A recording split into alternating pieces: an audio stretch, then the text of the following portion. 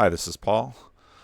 I was gone when this video dropped. I was out in Trinidad, California, having a lovely breakfast with my lovely wife, and a friend texted me and said the Vervaeke Peterson video just dropped, and it's like nothing I've ever seen from Peterson.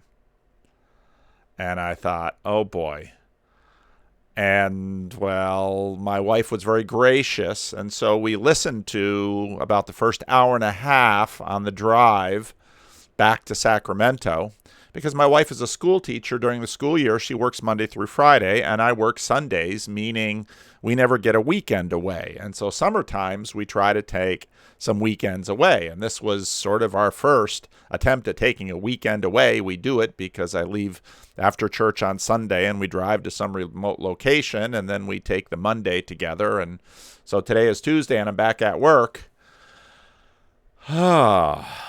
This was, I'm going to call the Manic dialogue, and we'll talk about that in this video. I've wrestled, I kept telling my wife yesterday while we're driving in the car, I can listen to things while we drive because I'm an auditory listener, so I can easily drive and listen. My wife has a harder time. She's much more of a visual learner. She has a harder time driving and being able to capture things carefully, but at that point it was her turn to drive, and so she was driving, and I just kept telling her, I don't know what I'm going to do with this video. I don't know what I'm going to do with this video because I'm hung up. Well, we'll get into that. I don't know what happened with this video. I don't know what's going on. And so the friend who texted me said, I've never heard anything like this from Peterson. And I'm like, what do you mean? And he said, after you see it, tell me if I'm wrong.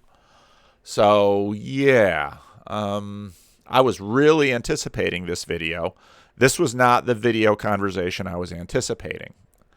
So I'm not going to do a lot of commentary in this video. I've only watched this video once, and I don't know how I'm going to approach it entirely. There are a few sections that are going to be fairly straightforward to tackle, mostly towards the end of the video.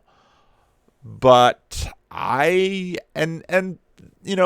Peterson Family Inc., whoever's managing his stuff. So this video was about a month in the can before released. And, obviously Peterson and or his family, who is sort of being his managers, his daughter, or whoever's doing this, had some understanding that I was frankly surprised it was released at all. I really was. We'll get into that. So, as John had mentioned, their last talk was in 2015, and that talk is available on YouTube. I'll put the link down in the description. That's a talk I've watched 3 or 4 times. It's a great conversation, and it's pre-C16 Jordan and John, and Jordan's got some of the light humor that he sort of lost in the grip of his Blue Church heresy trial and Blue Church exile and Blue Church persecution, but not like this video. Now, as a disclaimer for everything I'm about to say in this video, it should be noted that Jordan Peterson is at best an acquaintance of mine. He and I don't really have a personal relationship, as was obvious from the video when he and John Vervaeke mentioned me, and Peterson, acknowledged that he knows who I am. Well, how could he not know who I am? Every time he turns on YouTube, he's got to have his wall plastered with how many videos from me. So, but he's an acquaintance, and I care a lot for Jordan. I do. I care a lot for him.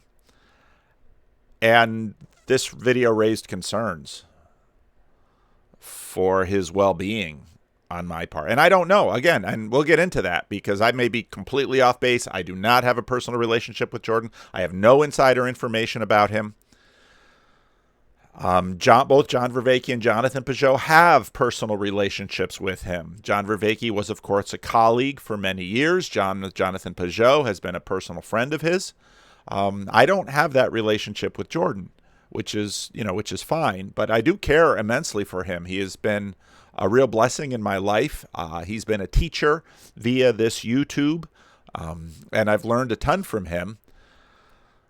And, with respect to how Jordan changed my life, because I began talking about him a lot, and that cost me, in terms of my career and my reputation and my own denomination, to a degree. I don't know how significant, but I know that for a lot of people in my church, I am a disappointment. Let's say it that way. So in 2015, they had a terrific talk. And John had told me that they had actually had another significant conversation too, sort of a debate type thing. It was a public event. It was a public mutual lecture where they talked about some of the work that they had both been doing. And John had actually said he thought that other unrecorded one was an even better talk than this one. And this one was good. And so there's a lesson in there. You never get a second chance to make a recording. And so whether or not you're going to publish a recording, and I say that also knowing that once you record something, that changes the conversation too, as Jordan Peterson and Barry Weiss mentioned. It's too bad that there's not a recording of that other conversation, because I would have loved to hear this. I became aware of John Vervaeke by Strawn, who is a listener of mine, and he was listening to some early copies of Vervaeke's Buddhism and Cognitive Science, if that is the title of it. And Strawn can be a very persistent person. He hasn't been on the channel yet. I hope to have him on the channel at some time. He and I have been talking for years now. We've had a number of private conversations via Zoom. He has not wanted to be recorded, and I totally understand that. And he has certainly not wanted any of our recordings to be published, and that's absolutely fair. I'm not gonna dox anybody. But Strawn sort of saw the connection and said, you really got to study Vervaeke. You really got to pay attention to Vervaeke. And so I started listening to Vervaeke. And then especially when Awakening from the Meaning Crisis came out, the audio was far better. And that's when I began to appreciate John's work and get a chance to know John. But again, when I started making videos about John, certain elements of my Christian audience sort of howled. Don't spend any time with him. Don't talk to him. It's Buddhism, it's New Age stuff, yada, yada, yada. But I don't really, I'm going to say this in a very pagan way. I go where the muse leads me, baby. And I began really seeing a lot of value in John's work. And John saw that I was paying attention to him, and he asked for a conversation. And we've done a series of conversations. And I also care a lot for John. And even though most of our relationship has been in this strange space, I really count John as a friend. He's a man that I trust. He seems like a man of high integrity, good faith, tremendously well-read, very intelligent, and I really care for John too. And so I was really looking forward to this conversation. I was looking forward to this conversation a lot. And then as I was playing it in the car, I was like, what is going on? And you can see that in the comment section on Jordan's video. What is with Jordan? Now, again, this conversation happened towards the end of May, and it's towards the end of June now. And there seems to be a significant lag from the recording of the conversation on Jordan's channel and the release of these conversations. There's obviously a fair amount of post-production work that goes on in these. The recordings are recorded either from Zoom or Skype, and unlike the way I do my conversations, which is just recording in Zoom and letting them fly, I do almost zero editing.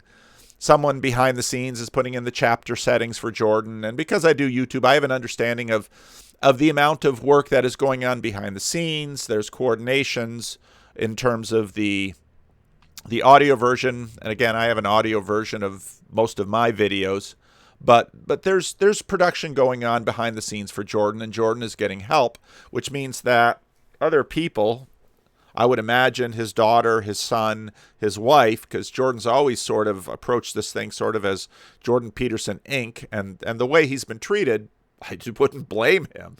He's working with people he trusts. So again, I was surprised this video was released at all. Because after the introduction, which Jordan read just fine, the way he was in this video, I'd never seen him like that. And that's exactly what people have been writing me emails and texts saying, I'm worried about Jordan. Is he okay? Is he healthy? Now, Jordan wasn't off topic in this video. It's chaotic, it's manic, but his comments were pertinent.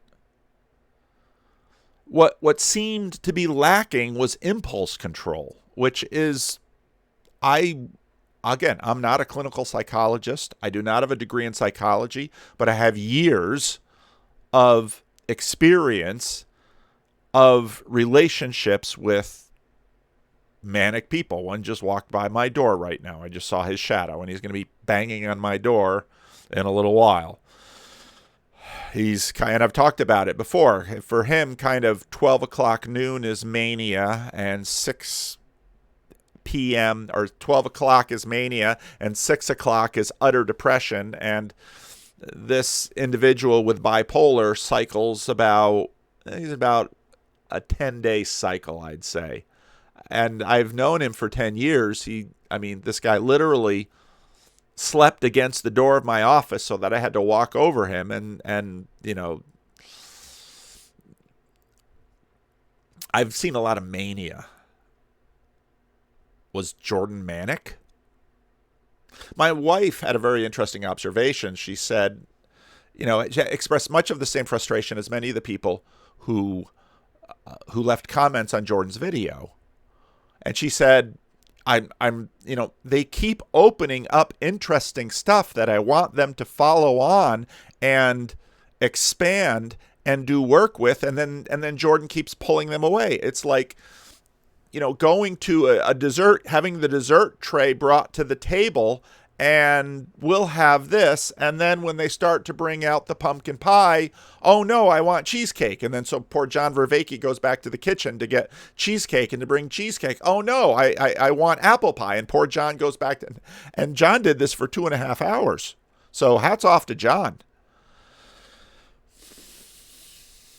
But, and my wife, I thought she really nailed it. She said, and she's listened to, she's been with me on some of the Jordan presentations during the book tour, and she's listened to a couple of Jordan Peterson things with me in the car, and she's listened to Zero John Vervaeke. She's, of course, heard John Vervaeke's me talking about John and telling her about John, and she really she has a great deal of admiration and for both of them, and she really loved John. John came off very well to my wife, which is interesting data to me.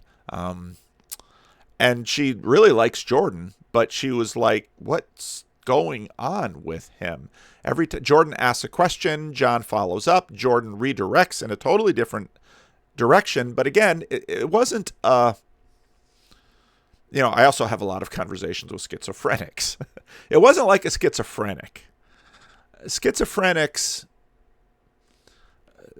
having a conversation with schizophrenics is a very unusual thing, and trying to do so, especially with some schizophrenics that I know that they're completely untreated and they're deeply haphazard in terms of their associations. I used to have one schizophrenic that when we were running a men's group here at the church, he would come to the men's group because, he'd just sit down in the men's group with everyone, and we'd just be going on with our Bible study, and some word would sort of trigger him, and he'd have an association with that word, and then he'd talk for 2 or 3 minutes about his association with that word. And in most cases, it wasn't on topic.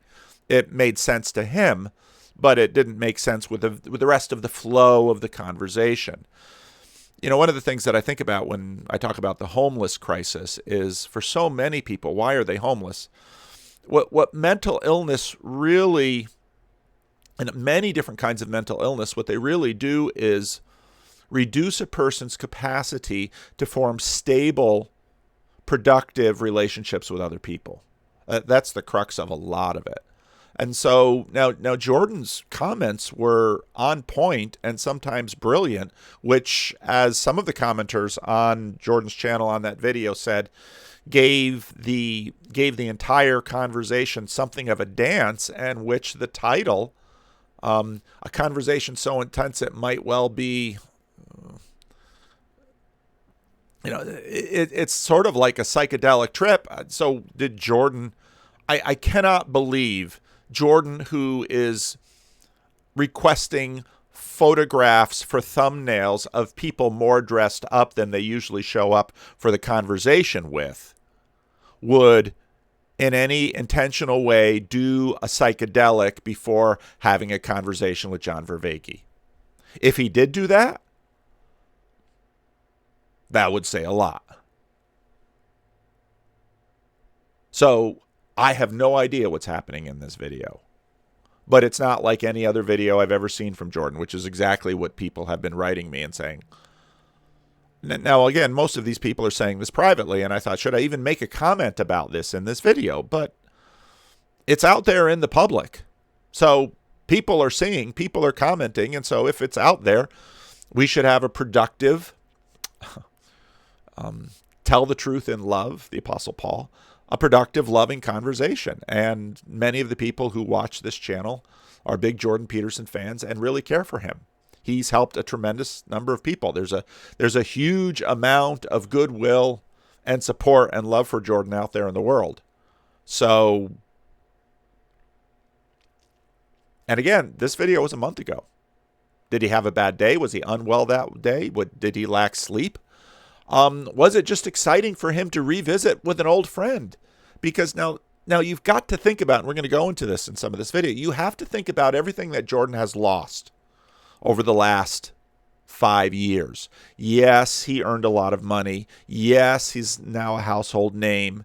Yes, a lot of good things have happened because of what has happened in his life, but he's also suffered tremendous loss. He had a life-threatening condition that continues to plague him to one degree or another. His wife almost lost her life and has had a near miraculous recovery, if not miraculous, from a very serious form of cancer. His daughter's health has, been an issue for years. Jordan, as comes through in this conversation a number of places, Jordan is a man who sees visions. Now, part of my frustration with contemporary secularity, with this keeping up appearances of the naturalism lab leak. What do I mean by that? Well, watch some of my old videos. Has to do with covering one eye or the other. Is because people are not allowed to speak honestly about their experiences. And I have known people, and it's not mental illness. I mentioned Living with a Wild God, Barbara Ehrenreich. Very interesting book she wrote. She got famous by writing Nickel and Dimed, and then she's Living with a Wild God, Life with a Wild God. Look it up, Barbara Ehrenreich, where she talks about the fact that, especially when she was young, she had a tremendous number of visions. People have visions. It's not mental illness. It's a function of humanity. The Apostle Paul had visions. I've been talking about in my Sunday sermons because I'm going to be doing a deep dive into the Apostle Paul for a while. Having visions is part of the human condition. Sometimes they are associated and prompted by ingestion of certain substances, either intentionally or unintentionally. We know this about human beings. Why can't we talk about it? I would imagine, given everything that Jordan has been through, and I don't know what kinds of drugs that he's been on. Obviously, why should I? I'm not his doctor, and I don't care to have, I'm not the kind of person when you visit a house like you see on TV. I'd see this on TV where people would visit a home and snoop in their medicine cabinet to see what kind of drugs they take. And that had never occurred to me until I saw it on TV, and I'm like, on a movie, I'm like, why would you open someone's medicine cabinet and take a look at their prescription drugs? What kind of a immoral person do you have to be to do that? Anyway, was he unwell that day? He's lost a lot, and I'm going to go into that.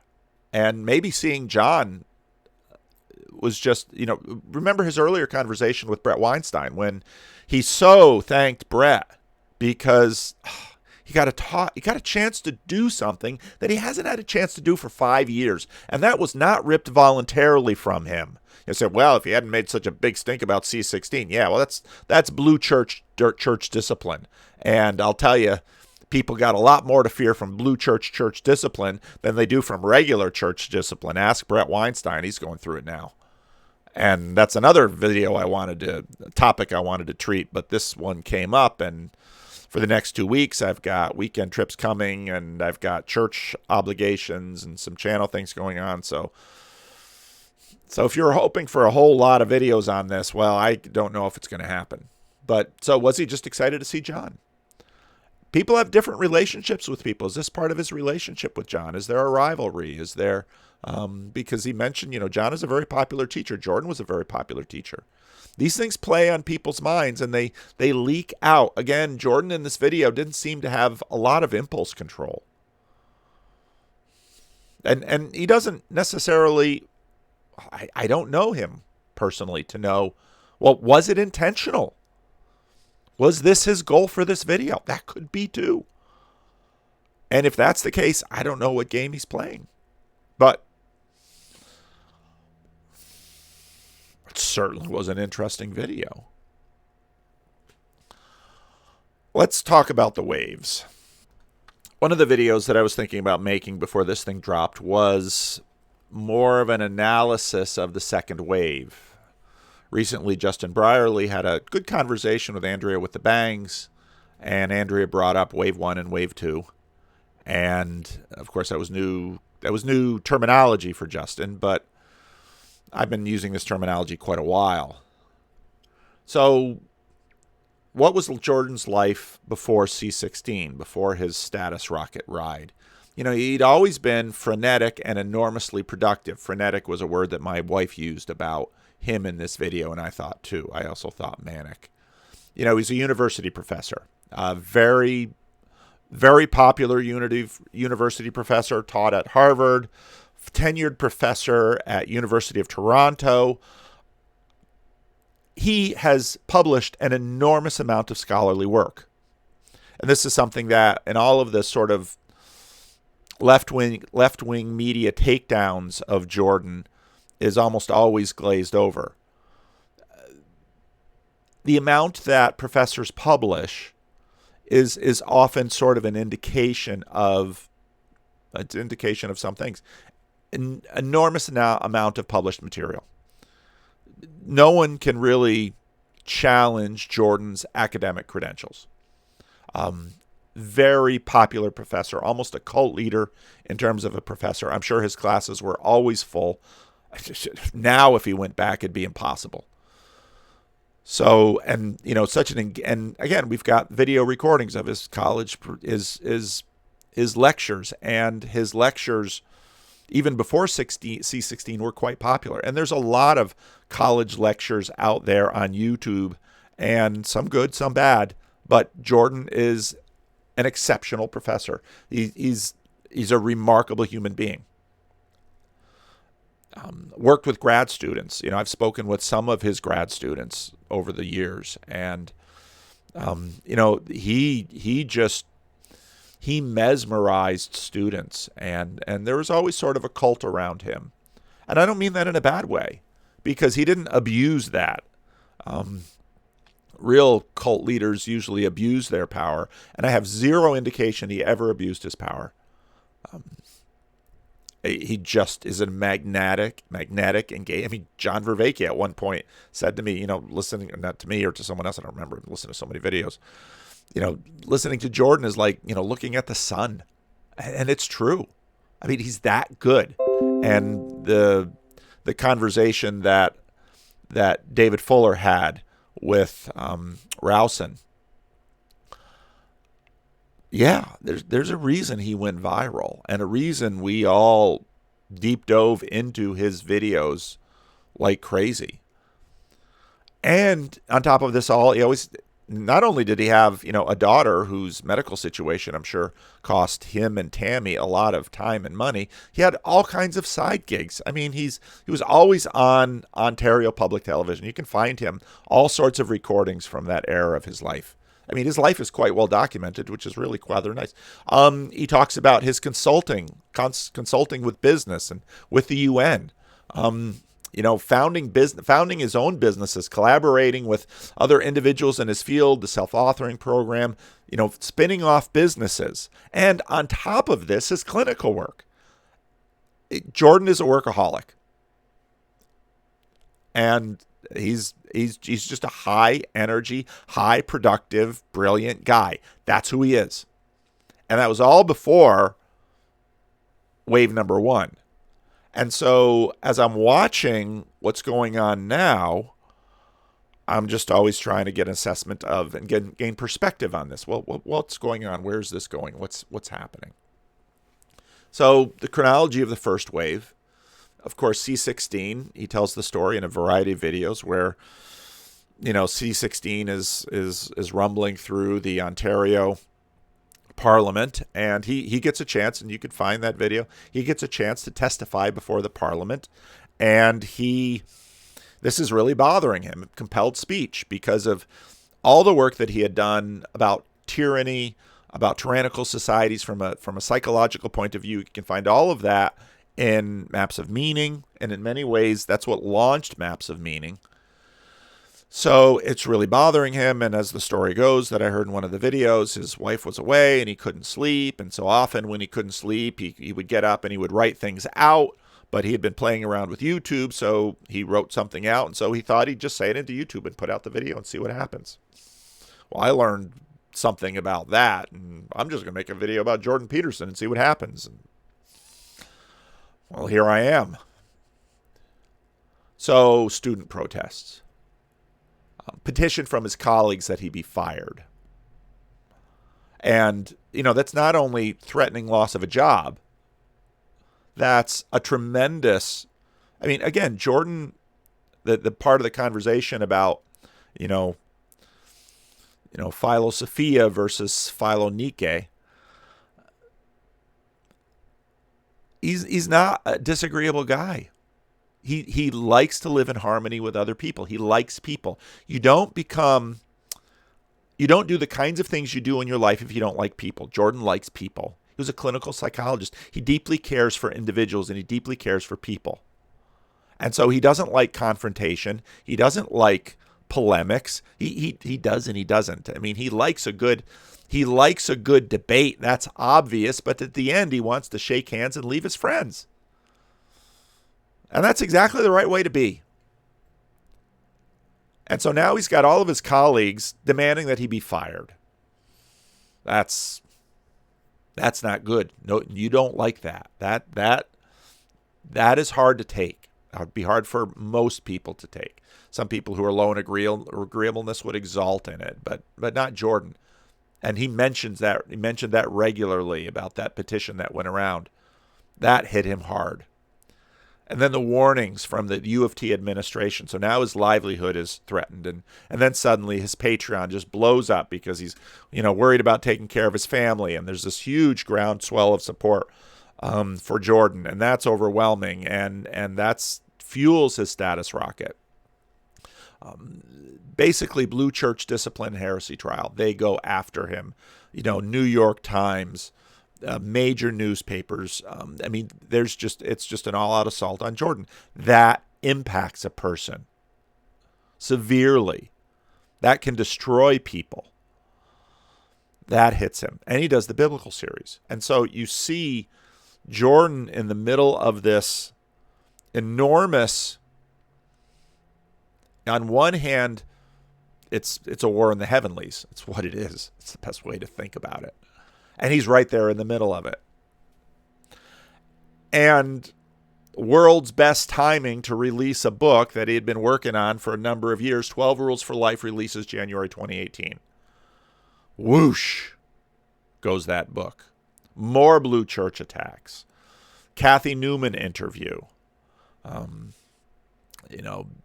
GQ UK interview.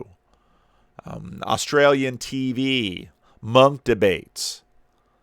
Goes to Liberty University. Again, someone's got to make a movie of his life someday, because it's one of these stories. I was listening to the Rest is History about Jeremy, not Corbin, Jeremy Thorpe. Astounding story. Astounding story. If you're not listening to The Rest is History, Tom Holland's podcast, I don't know what you're doing with your time, because every episode is just a delight.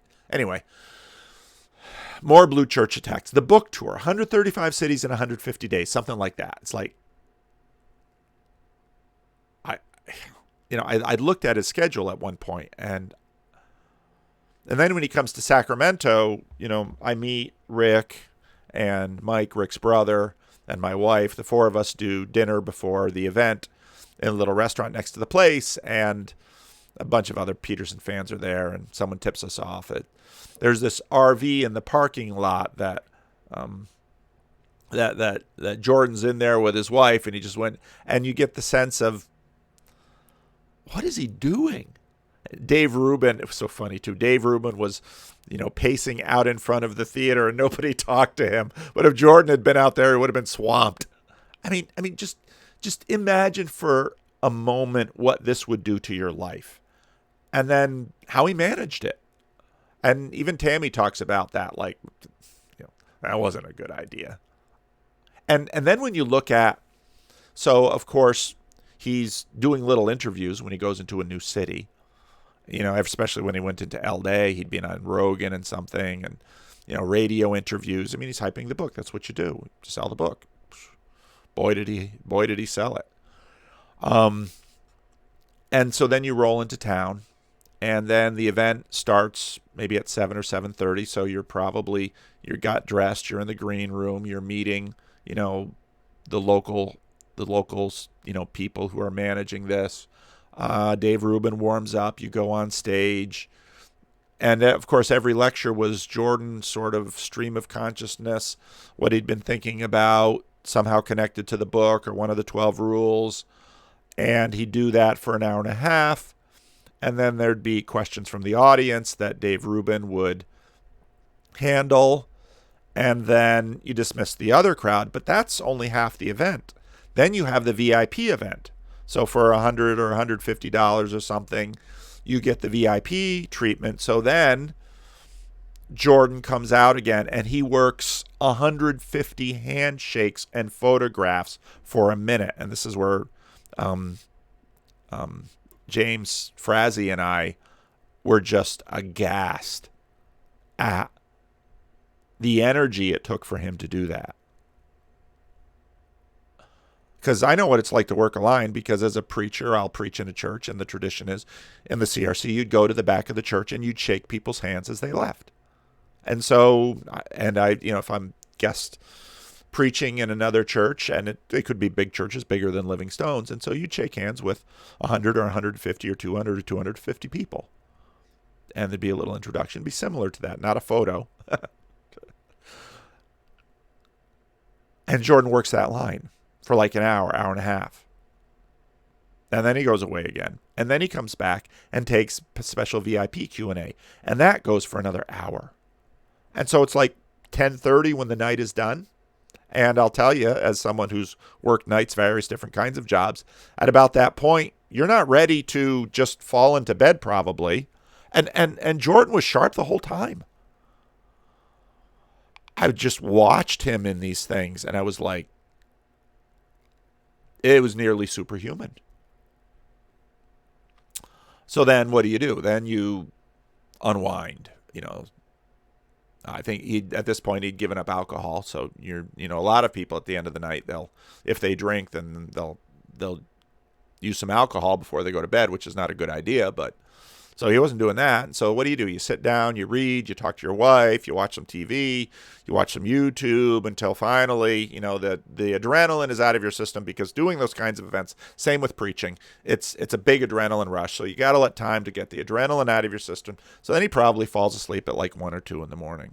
He's in an RV with his wife and his daughter. So then maybe you sleep till 8 or 9 or 10, and then you get up and you get something to eat. For him, it's going to have to be beef. Only beef and water. And then you drive from Sacramento to Portland. You do the same thing the whole next day. And think about this. And think about doing that for months on end. Or if you're not doing the RV thing, then you're staying in hotels. Then you're catching then you're doing airfare. And, think about that. That's in a lot of ways even worse. Going through airport security. You've racked up so many frequent flyer miles. You're at least flying first class. But I know people that live this kind of lifestyle in some ways. And so if you just sit down and think about what the daily life is of that kind of being on tour, it's exhausting. 135 cities in 150 days. It's insane. But so his last classes are in, 2017 on YouTube. Then he has a sabbatical or a leave of absence or something. He doesn't get fired, but he's likely not being paid, but he probably doesn't need to now. He's got the book income, and he's got the income from the VIP things, and he's got income from other sources now. So money, fortunately, isn't an issue. And then we start to watch in the spring of that year, he starts crying in interviews and things are happening. And now, of course, we know that his wife's illness, the benzodiazepine, and all of that is happening. And then the last event that I saw him at was one of his last events in San Francisco. It was a private event with the Independence Institute, some people that I know in San Francisco. And we had a special meetup, and you've seen that picture of myself and we did a group picture with him instead of just me with an individual picture, and then cancels everything. That's June of 2019. And he basically disappears for a year and a half, really, until January 2021. And now we know the story. He tells that story. Russia, withdrawal, COVID, Croatia, Florida. I mean, it's insane. And then he describes the kind of pain he's in, how he has to walk 10 miles, how, the amount of pain he's in, the withdrawal from this. There's the first wave and then the trough of the first wave. And then the second wave comes. And, well, of course, he had the London Times thing, and it's like, I ain't doing that anymore. I don't blame him. But that's going to impact the wave, because a big part of his fame and his reach, because people write powerful books, but they don't necessarily go too far. And part of the ironic collaboration of the Blue Church is that the Blue Church made him in many ways. And so his avoidance now of the institutions of the Blue Church, or the cathedral, however you want to phrase it, are going to keep this wave lower. You can set Google to just send you daily updates of articles on keywords. And so for a long time, I've had Jordan Peterson. Of course, the pace of articles, and that has to be, an impact on the sales of this book as well, because he's not in the news anywhere near like he was. His health isn't great. And of course, we have no idea about the state of his health. So releases 12 more rules for life, January of this year, or was it March? It was March. Obviously his physical recovery, but we've watched with these dialogues him definitely getting stronger. At first he was with his daughter doing some joint interviews, and he was doing interviews himself. He had the Matthew McConaughey interview, had all of this, but again, he's not engaging with major mass media. He's sort of picking who he talks to and who he doesn't talk to, and fair enough. Given who he is and how he's been attacked, I zero blame for that. And so, he did some of these dialogues in the first wave, but that has sort of become the bread and butter of the second wave. And that then begins to, okay. Benjamin Boyce, in my recent conversation, so what are your next steps? It says, I don't do a lot of planning with these things. How much planning is Jordan doing? I think he's much more of an intentional planner than I am. And it's very clear that he's talking to people who interest him, often books. So let's take a look at the videos that he's been releasing. So part of what I did was, I don't need these yet. Part of what I did was I went in reverse order, and obviously those of you who know YouTube well, you can sort of bring up all the videos in chronological order on the video tab, and just took shots of these. And so you see 6 months ago, that's January, Rule 1, Beyond Order. He has a New Year's resolution video. He's doing videos with his daughter. He's starting to promote the book. And of course, the big conversation with Matthew McConaughey. Now Jordan is a social scientist. And you'll notice it's in the Vervaeke video, it's in the Barry Weiss conversation. He will often ask questions about analytics, YouTube analytics, Twitter analytics, book sales. Jordan pays attention to this. Now, part of this is obviously status. Jordan pays a lot of attention to status, as do we all. He doesn't mask his paying attention to status. He uses these kinds of status indicators as indicators of value and importance. And that's a valid measurement, because it's very difficult for human beings to evaluate importance and value. And value, as of course Zavilla watched this and left a comment on Twitter that she might do a commentary on this too.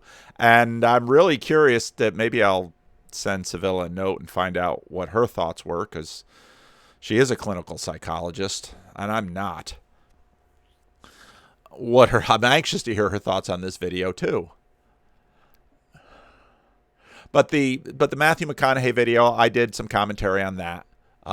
It's a very interesting conversation. But there's a status check. Okay, there's a heat check. So McConaughey was a fan of Peterson's, and that makes sense. Peterson on Twitter reached out to Elon Musk asking for a conversation.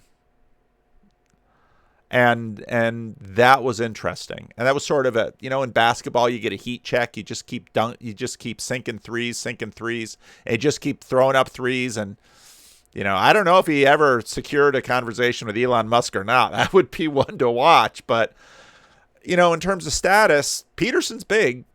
Musk is bigger. Peterson's wealthy. Musk is wealthier. Peterson's famous. Musk is famouser. So there's levels of status. And so McConaughey, though, that was a biggie. And it really sort of kicked off the dialogues. And then, of course, Greg Hurwitz, who is a friend of Peterson's, who we've spoken with before. Douglas Murray, who, of course, Peterson has developed a relationship with. And then, of course, 4 months ago, the Times interview. I did a commentary on that. That has 1 million views. But if you look at sort of the metrics, it's interesting to see what videos get a lot of views and what videos get fewer views. And of course, I pay my own attention to these. My videos where I talk about Jordan Peterson get more views than my videos with randos and my sermon videos. It's a function of the attention economy. And there's a lot of different variables that go into a video with a lot of views, with a lot of attention. And this gets into, a video I wanted to make this week, more talk about spirits and principalities. Anyway, and then the Mark Manson video was an excellent one. I did commentary on that. He wasn't putting out so many then that I couldn't sort of keep up and not also pay attention to other interests that I have, but then the pace picked up. The Matt Ridley video was interesting. I only touched on that one briefly. Gad Saad. I'm not a big fan of Gad Saad. Nothing against him personally. Just if the percentage of culture war versus other things, I can tolerate a fair amount of culture war. A little bit of salt in this estuary is always fine, but Gad Saad's pretty salty, so I didn't really touch that video. Some interesting elements in the Ayan Hershey Ali video. I thought that was a good conversation. Of course, the Peugeot conversation. But again, look at the metrics. 1.4 million with Saad. But again, Saad has a pretty significant YouTube following, and that would grab a lot of culture war attention. The conversation with Peugeot, 1.6 million views. That was interesting. Now, of course, Peugeot's YouTube following is not insignificant, but on YouTube, 100,000 subs is moderate sized. 1 million subs is good sized. Multi-million subs is big. All right. So that's why I keep saying I have a small channel, and some of you are like, well, it's bigger than my channel. Well, that's true, but there's a lot of, less than 20,000 after 3 years. Not terribly successful. Successful enough for my purposes. And in many ways, I'm glad it's not more successful, but peanuts in terms of YouTube stakes. But 1.5 million views with Peugeots. That's a remarkable conversation, and Peterson noted that. And that conversation, I think, changed Jordan in a number of ways. And then advice for a young man, that's sort of Jordan's bread and butter. And then you've got the illustrator from his book. That was interesting, but not a lot of views, 200K. Conversation with Brett. Of course, now Brett also has a big following. That's a big culture war topic. And so you're going to gather, and I see this in my own analytics too, any video that gets a little bit salty with the culture war always gets a lot of views, because in Peterson, New Jersey, when there was a fight on the street, everyone would come out to watch. I learned that as a kid. So-and-so's mama's fighting so-and-so mama because so-and-so did something. And out there, they're on the street there in Peterson duking it out. And the whole neighborhood is all around watching. Nothing draws a crowd like a fight. And so all of these culture war issues, they draw attention. Nothing draws a crowd like a fight. Abigail Schreier, about 500,000. That's a culture war video. And his conversations with Russell Brand, which I thought were quite good. Those are little clips because those are mostly on Brand's channel. Jocko Willink, again, has got a big following, and Peterson really likes Jocko. And Peterson, I actually didn't watch that. I've never watched any Jocko Willink. I'm curious, but it's just not high enough on my hierarchy, and there's so many other things that are sort of out competing it. And in some of these videos, you can tell just exactly how much of them I watched. And so Mike Lee, I'm not so interested in the politics. A little bit of rehashing from from his conversation with Zizek. I did a commentary on that conversation. And then, of course, Bishop Barron, which was a biggie, and I did a significant amount of work on that. 800,000 views. But now, pay attention. Peugeot has 1.6, and Barron has 800 million. And a lot goes into these communities. A lot of Peugeot's community is online. A lot of Barron's community is online. But there's lots of subtle dynamics that go into whether or not a video is going to be popular. Jan Longberg, I thought that was interesting, but again, not a big interest of mine. Didn't do any commentary on it. The conversation with Paul Rossi was very interesting, and I thought that was a good conversation. And then he started doing his question and answer videos, which I find also quite interesting.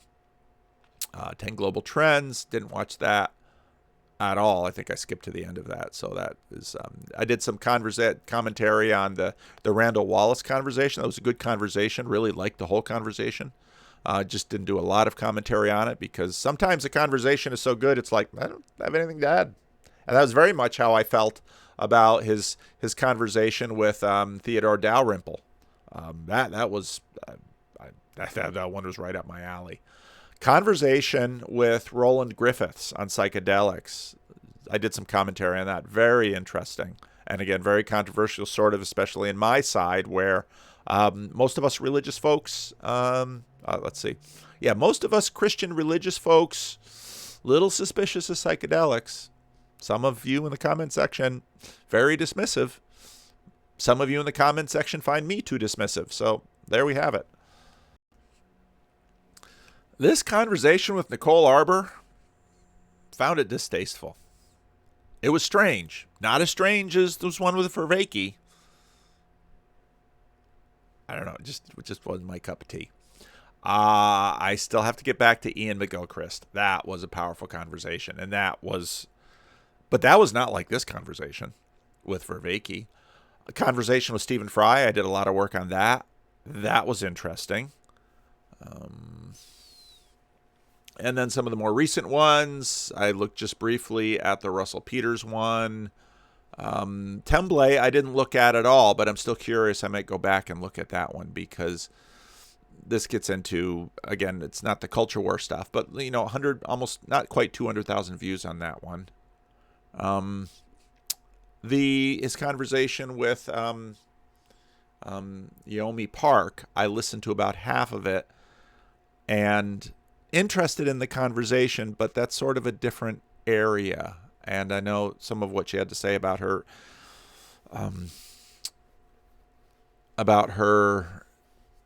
interactions with Christians I found interesting, especially because 10% of the Christian Reformed Church is Korean. And most of them are in California. And so in my work life, I have a fair amount of contact with Korean pastors, and it's a whole different ball game, baby. It's a whole different ball game, Korean pastors.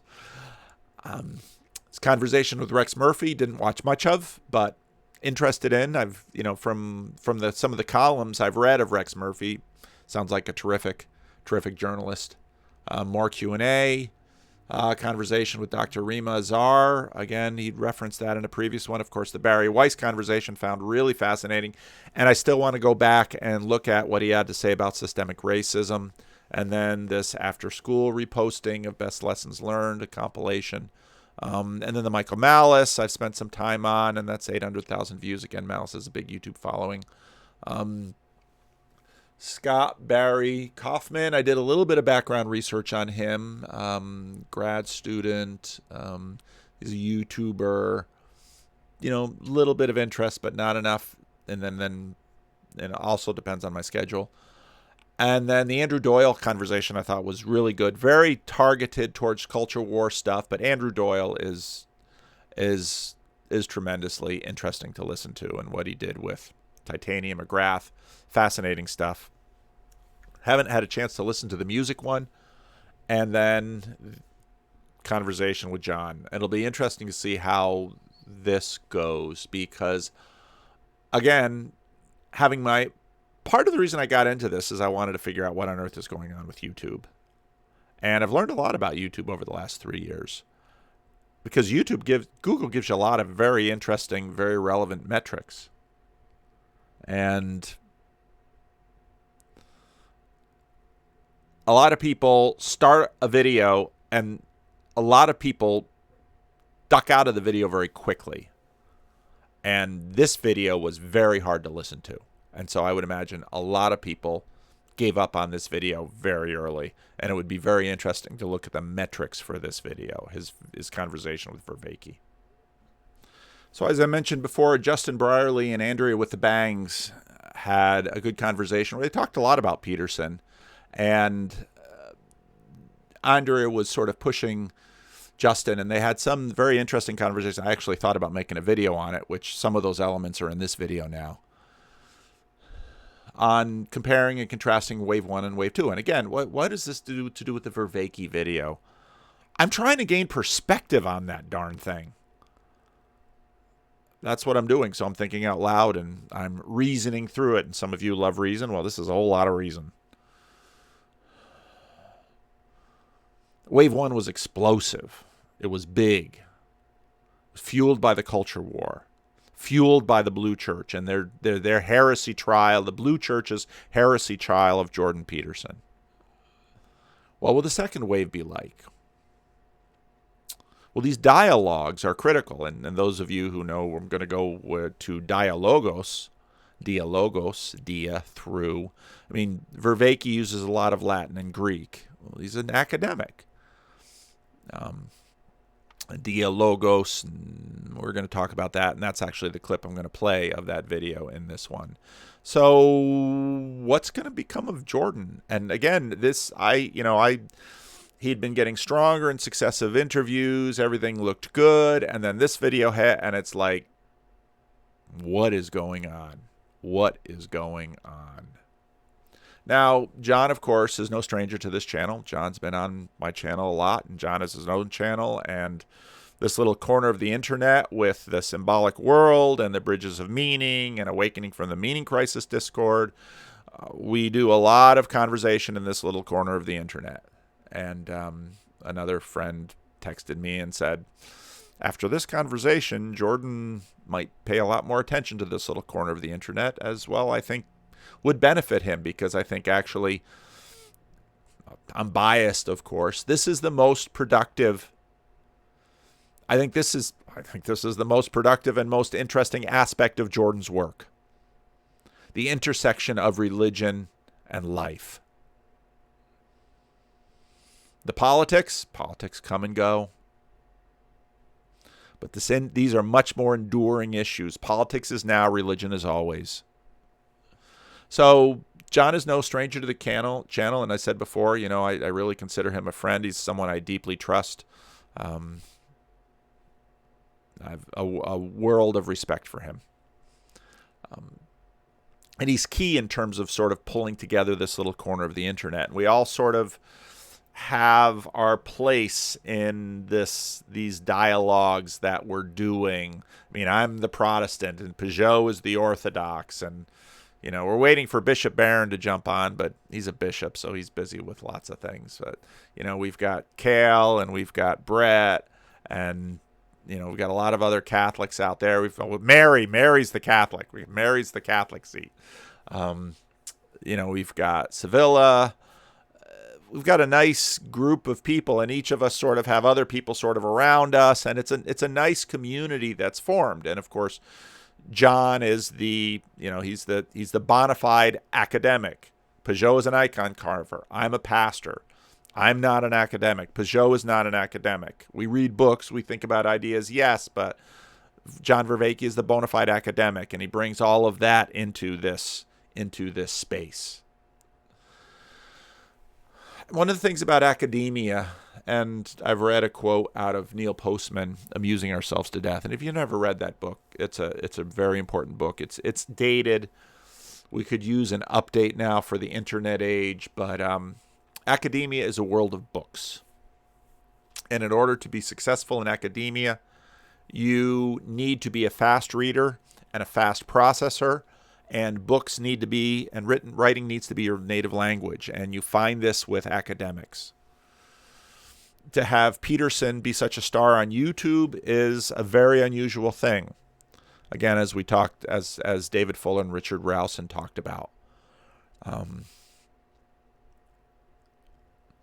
YouTube is a different thing. And I blogged for years. A lot more of you listen to what I have to say. And again, now I'm a preacher. Preaching is much closer to YouTube than academia. There's tons of lectures out there of professors, and anybody who's gone to university knows some professors are good teachers and some professors are not. Why do universities keep professors that are lousy teachers? Because they're good academics. And some colleges major in teaching, and some colleges major in research, and some colleges major and prioritize graduate education, and some colleges and universities major and prioritize undergraduate education. And so my advice to people thinking about a university is don't just look at the high-status Ivy League elite schools. If you want to get a good education, you will often get a much better education at a lower status school that majors in education. Think Calvin University. My alma mater is one of those.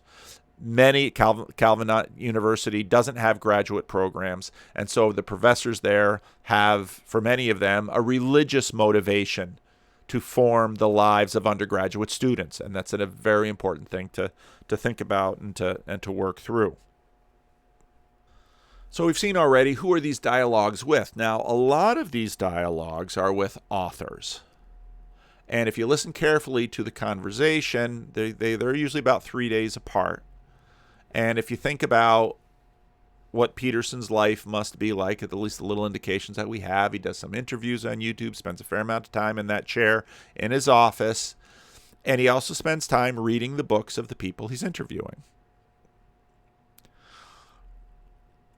John Vervaeke, unlike many of the people that he's talked to, doesn't have a major piece of work out there.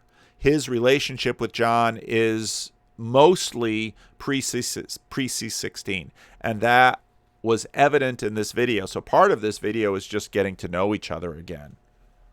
And John Vervaeke has been working over the last 5 years, continuing to do research and to publish and to find.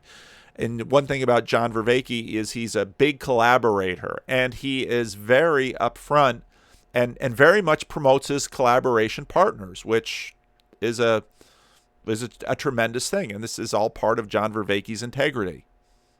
And so if you've listened to enough John Vervaeke, you've seen him in action. He's humble. He's deferential. I know he's going to complain that I'm too. I get Tom Holland sent me a note one day and said you say things that are way too nice about me. And I said, well, I'm sorry, Tom. I'm that kind of person, and I'm not buttering you up or, doing anything like that. If I honestly hold a person in high esteem, I am going to sing their praises, because I think that's what should be done. Because there's a lot of people out there that are not as praiseworthy, and I do not praise them. I might not speak negatively of them in public, but when I meet somebody and when I have a good conviction of someone who I think is praiseworthy, I am going to sing their praises, because that's what should be. Because you all should know what a good person John Vervaeke is. And I don't know Jordan as well, but the qualities that I see in Jordan that I admire, I'm going to speak highly of those too. And I'm going to do the same thing about Tom Holland. And I might, in fact, be less vocal about aspects of individuals that I don't find as laudatory, but it's why should I talk people down? There's enough people doing that in the world, especially in the culture of YouTube and YouTube comments and Twitter, et cetera, et cetera. So why do that? And so anyway, so Vervaeke's he's been a busy academic the whole time that Jordan's been sort of pushed to the side against Jordan's will. By everything that Jordan has said, he enjoyed being a university professor. He enjoyed interacting with students. He enjoyed his old life that was taken from him, and it was taken from him. Now, you might say, well, he's got a lot of money. Yeah, but after a certain amount of money, it's just numbers. And he misses his old life, and I don't blame him. And so that could be part of this conversation. Now, again, Peterson is always paying attention to status, and he often has high status people on his channel. If you want to grow a big YouTube channel, climb the status ladder with your guests. Keep reaching for higher and higher rungs. But in my experience, those things do not a good dialogue necessarily make. Because status binds and blinds, and high status people probably won't know who you are, and they probably won't know your work, because when you're climbing a ladder, you're usually looking up.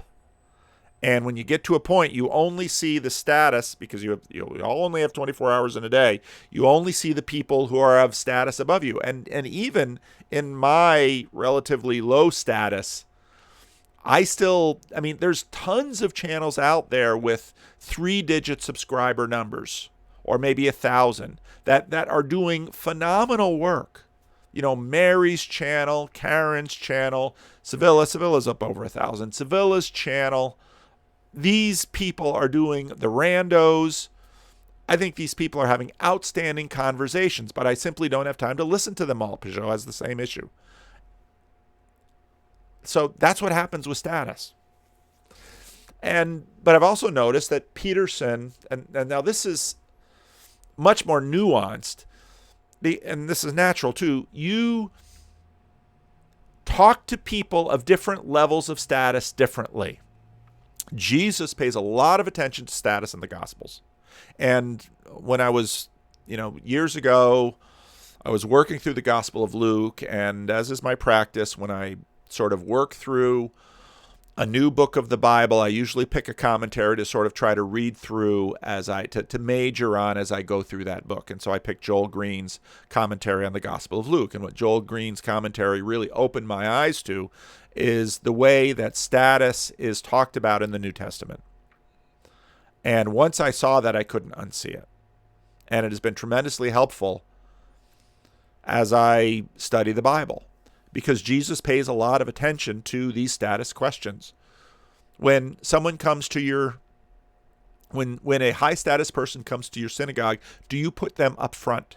Now, part of the reason I know this is because I always knew that parable, and then when I became a missionary in the Dominican Republic, they would always sit me up front because I'm a high-status person. I had real issues with that. I didn't like it, but then I had to eventually understand that I was playing a role that the Haitians understood better than I did, and they needed me, and they used me in that role, and it was for their benefit, so I decided to just shut up and play the part for them because they needed me to, and I've talked about that in past videos. So status isn't necessarily a bad thing, and paying attention to status isn't necessarily a bad thing, but Jesus warns against it because we naturally do it, because we afford preferential, deferential treatment to high-status individuals. And so if Jordan Peterson gets his way and has a conversation with Elon Musk,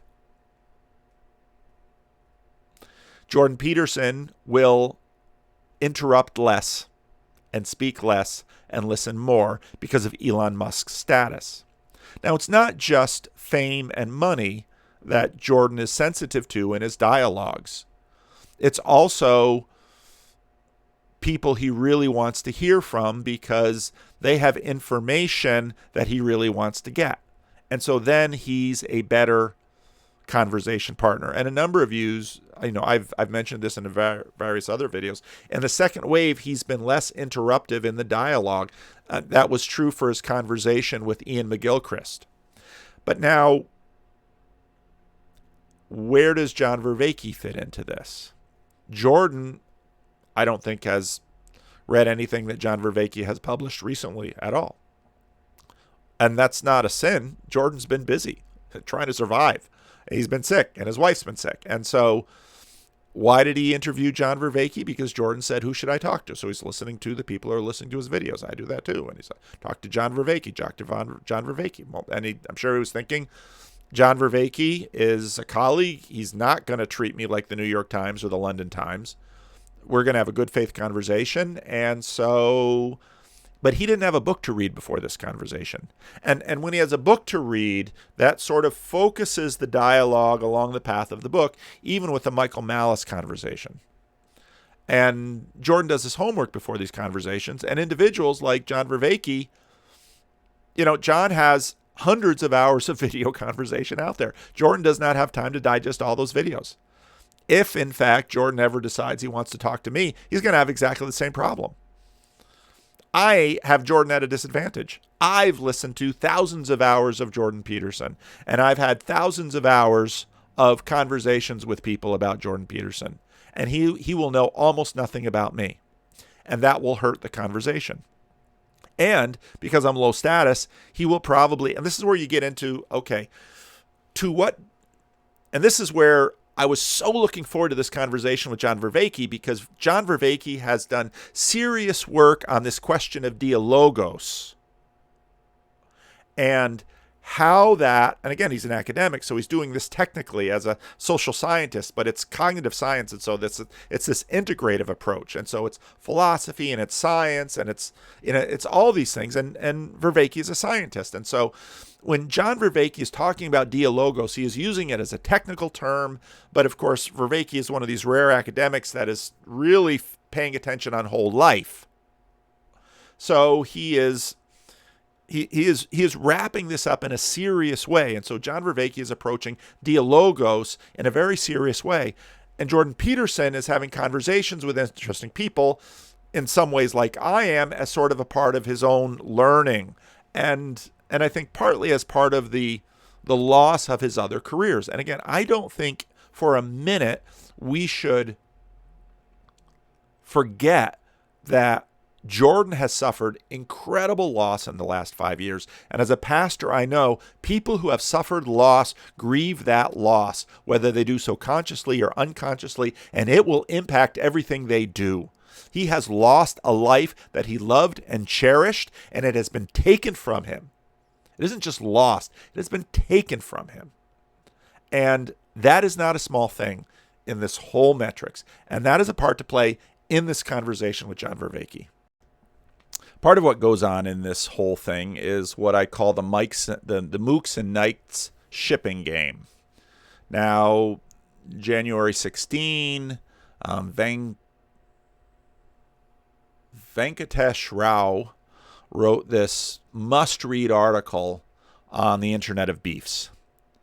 And that's where I get my knights and mooks language. And I get the shipping language from, a number of years ago, my kids were shipping people. I'm like, what? What do you mean you're shipping people? Oh, Ben and Jennifer, I ship, so they're just imagining the romantic relationships between people, and they're using this word ship. And I thought, all right, you learned something from them kids.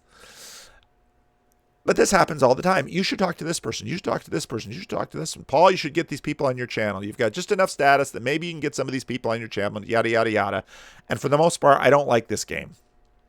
And that's part of the reason I don't really sit there and try to reach out for high status people to talk to, because it's not going to be a great conversation. And even, even ones that, like Tom Holland, I really wanted to talk to. And yes, of course, I will do whatever I can to talk to Jordan Peterson. I would love to have a conversation with Jordan Peterson. But a lot of other people, it's like, I don't know why. It's not going to be a great conversation because they don't know me and I don't know them. And you say, yeah, but Vanderclay, you do conversations with randos. Yeah, but I'm also a pastor and they're 0 to no status. And if you watch enough of those videos, I have a formula that I'm using. I want them to tell their story because I want more people's stories out there, because stories follow patterns and you all know each other's patterns. And I especially did this in the wake of the Jordan Peterson thing, because I knew that part of what people that Jordan was transforming, part of what they needed was community. That was only going to happen if they started sharing their stories and building personal relationships with one another. Because I'm a pastor, I'm a shepherd. I gather people into churches and into groups so that they can care for one another. That is what I do. I'm a YouTuber. Yeah, I do, but I do this in order to serve the other. So we become fans of these avatars. We want to see them talk together. And then the conversations often disappoint because they don't know. JBP-Vervaeke knows Jordan Peterson. He knows his work quite well. Partly because of Jordan Peterson's status, partly because he's a colleague, partly because a lot of us found Vervaeke because of Peterson. And at least an element of Jordan Peterson's work overlaps with John's work. And so I was super stoked for this conversation. But one thing that was evidence is Jordan just hasn't had time to have much of a view on John's work lately. Again, if you go back to the older conversations, Jordan knew John's work because they were colleagues, they were both teaching, they had an opportunity, and that's what you do as colleagues. And Jordan he wasn't, sought out, hunted down for heresy by the Blue Church all the time, and he didn't have best-selling books, and he didn't, want to talk to Elon Musk and.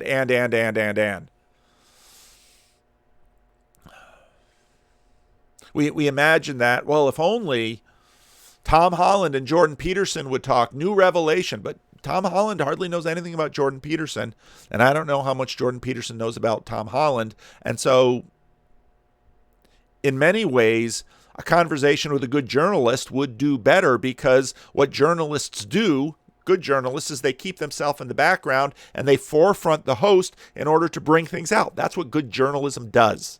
It's sort of a compression mechanism so that instead of reading the whole book, we can listen to this interview and we can get the gist of it, and it can be helpful to us and it can be interesting and entertaining. That's what a good journalist does.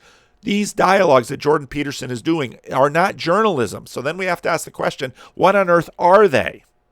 And Vervaeke is thinking about dialogos, and he is thinking about distributed cognition. He is thinking about all of these things. Jordan isn't up to speed on that thinking.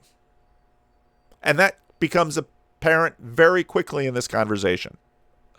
And so a lot of the questions of the second wave is, what's Jordan doing with these dialogues? Yeah, they're interesting to watch. Yeah, people are going to watch them. Yeah, they're worthwhile. Yeah, I'm going to do commentaries on them. But what's going on here? And to one degree, I think Jordan is doing philosophia with these dialogues in sort of a native way, and they're fun to do and they're worthwhile doing. I'm not saying you shouldn't do them, But this question about what are we doing is an important one to answer. And part of what this video provoked is, what are we doing? What is happening? What did we just see? What do we want to see? Because once we figure out what we want to see, and this again is what John Vervaeke has been intentionally working on his channel, and you can find Voices with Vervaeke, lots of conversations. Part of that was because of COVID, because unlike me, John was working with a team of people to produce his videos, and you can find that from Awakening from the Meaning Crisis. I just do mine myself. So COVID didn't pause me a bit. I already sit in a room by myself. Might as well make a video. Except I got the coffee break ladies out there, so I got to handle that in a few minutes. So I don't want to get into the commentary thing until I resolve all their things. So John Vervaeke has been working intentionally via disciplined way in developing dialogos. Both parties come away with more. And this gets into logos. What do we mean by logos? Gets into distributed cognition. So this is where I'm going to do some commentary on the video. And again, some of you are like, I was looking for a big commentary video where you would just dive in. And I gladly would have approached this video that way, but I just simply could not, because it was too manic, too haphazard, too chaotic, but it's also too important not to treat. And there is good stuff in this video. And there's the question of, well, is this sort of like this dialogos dance of psychedelic envisioning where it's sort of dreamlike and makes no sense? I found it more frustrating than dreamlike. I was wanting them to slow down and pursue a topic and listen to each other. John was listening to Jordan. What was Jordan listening to? So that's what we'll have to get into. Okay, so here Jordan just asked him, what are some current projects you're working on? One was a CogSci project on consciousness called Untangling the World Knot. And in that, I was experimenting not only with new theoretical material, I was experimenting with a new way of presenting the material. So I presented the material rather than monologically, I presented it dialogically with a friend of mine, a psychologist, Greg Enriquez. And so the material was presented dialogically, and which was very interesting for me because hopefully we can talk a bit more about that. My core project is a project of trying to understand more deeply the process of dialogue and what it does in distributed cognition. The other thing I'm doing... what do you think is the difference between dialogue and thought? I mean, is thought an inner dialogue or trial?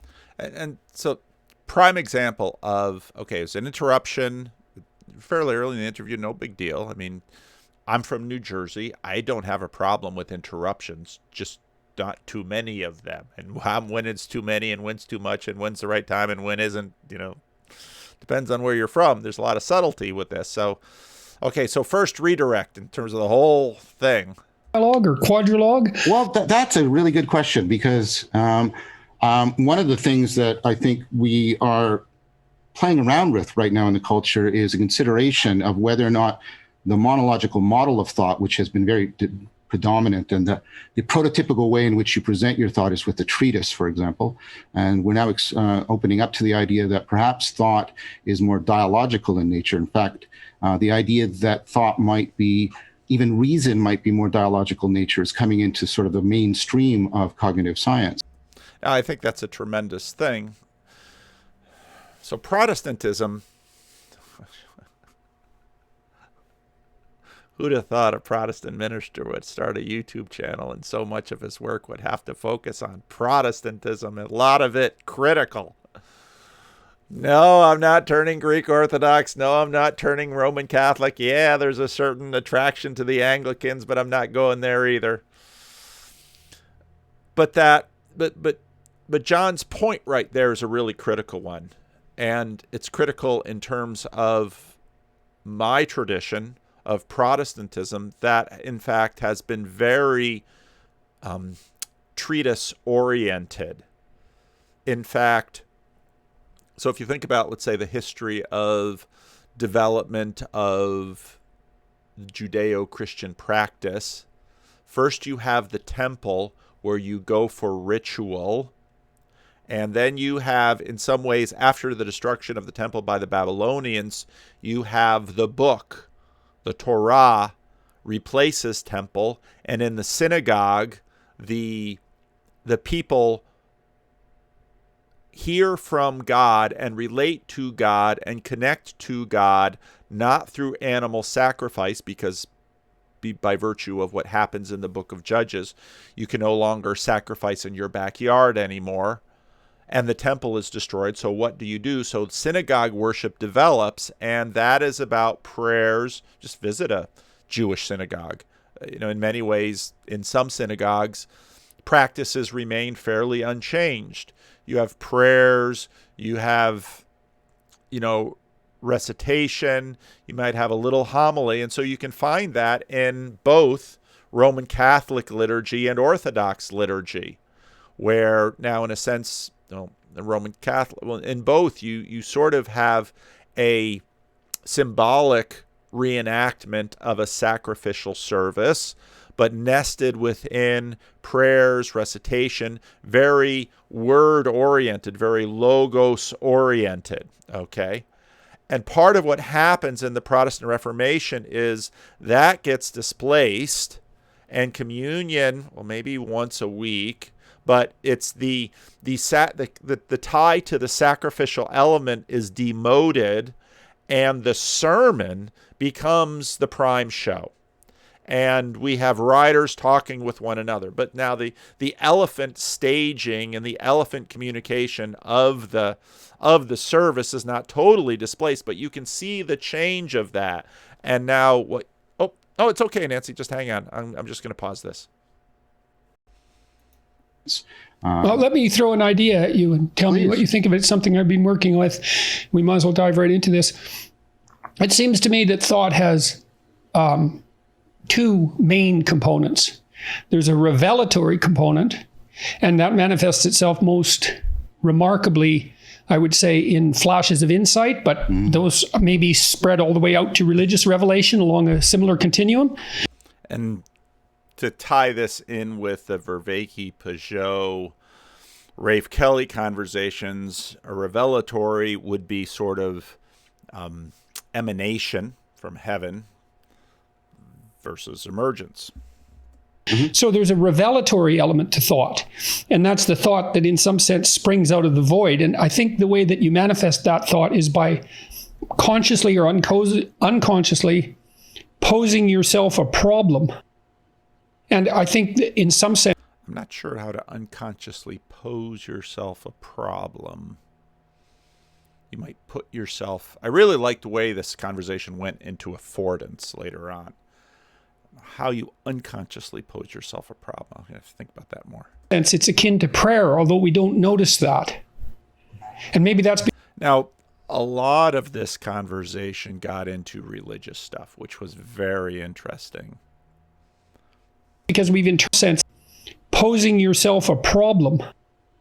And I think that in some sense it's akin to prayer, although we don't notice that. And maybe that's because we've internalized prayer so deeply we don't even notice we do it anymore.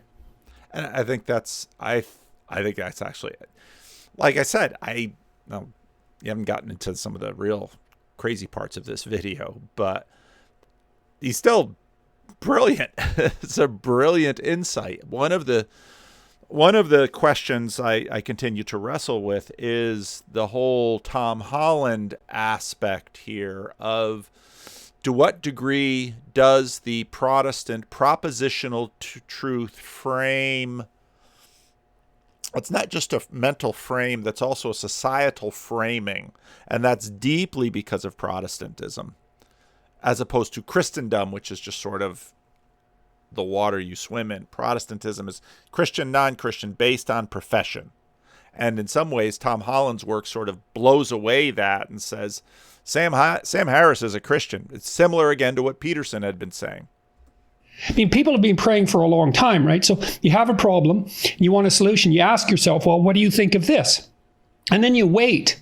And then at some point, sometimes when you're sleeping, sometimes when you're awake, I mean, sometimes so powerfully when you're sleeping, it jerks you awake, the answer appears and you think, well, I thought that up. But that's a strange thing to think. Now, this, of course, is the very famous prayer conversation that he had with Sam Harris in Vancouver 1. I also suspect that something like this is, for him, describing what's going on in his life. If he continues to be in the kind of pain and suffering that he has been in, trust me, that kind of pain and suffering will lead to prayer. The old saying, there's no atheists in foxholes, is because, well, some atheists are really annoyed by that phrase. But when you get to your extremity, when all of the other options you have to make life work are insufficient, when you have worked with the medical establishment and discovered that the medical establishment is part of the problem, trust me, you start to pray. This is what people do.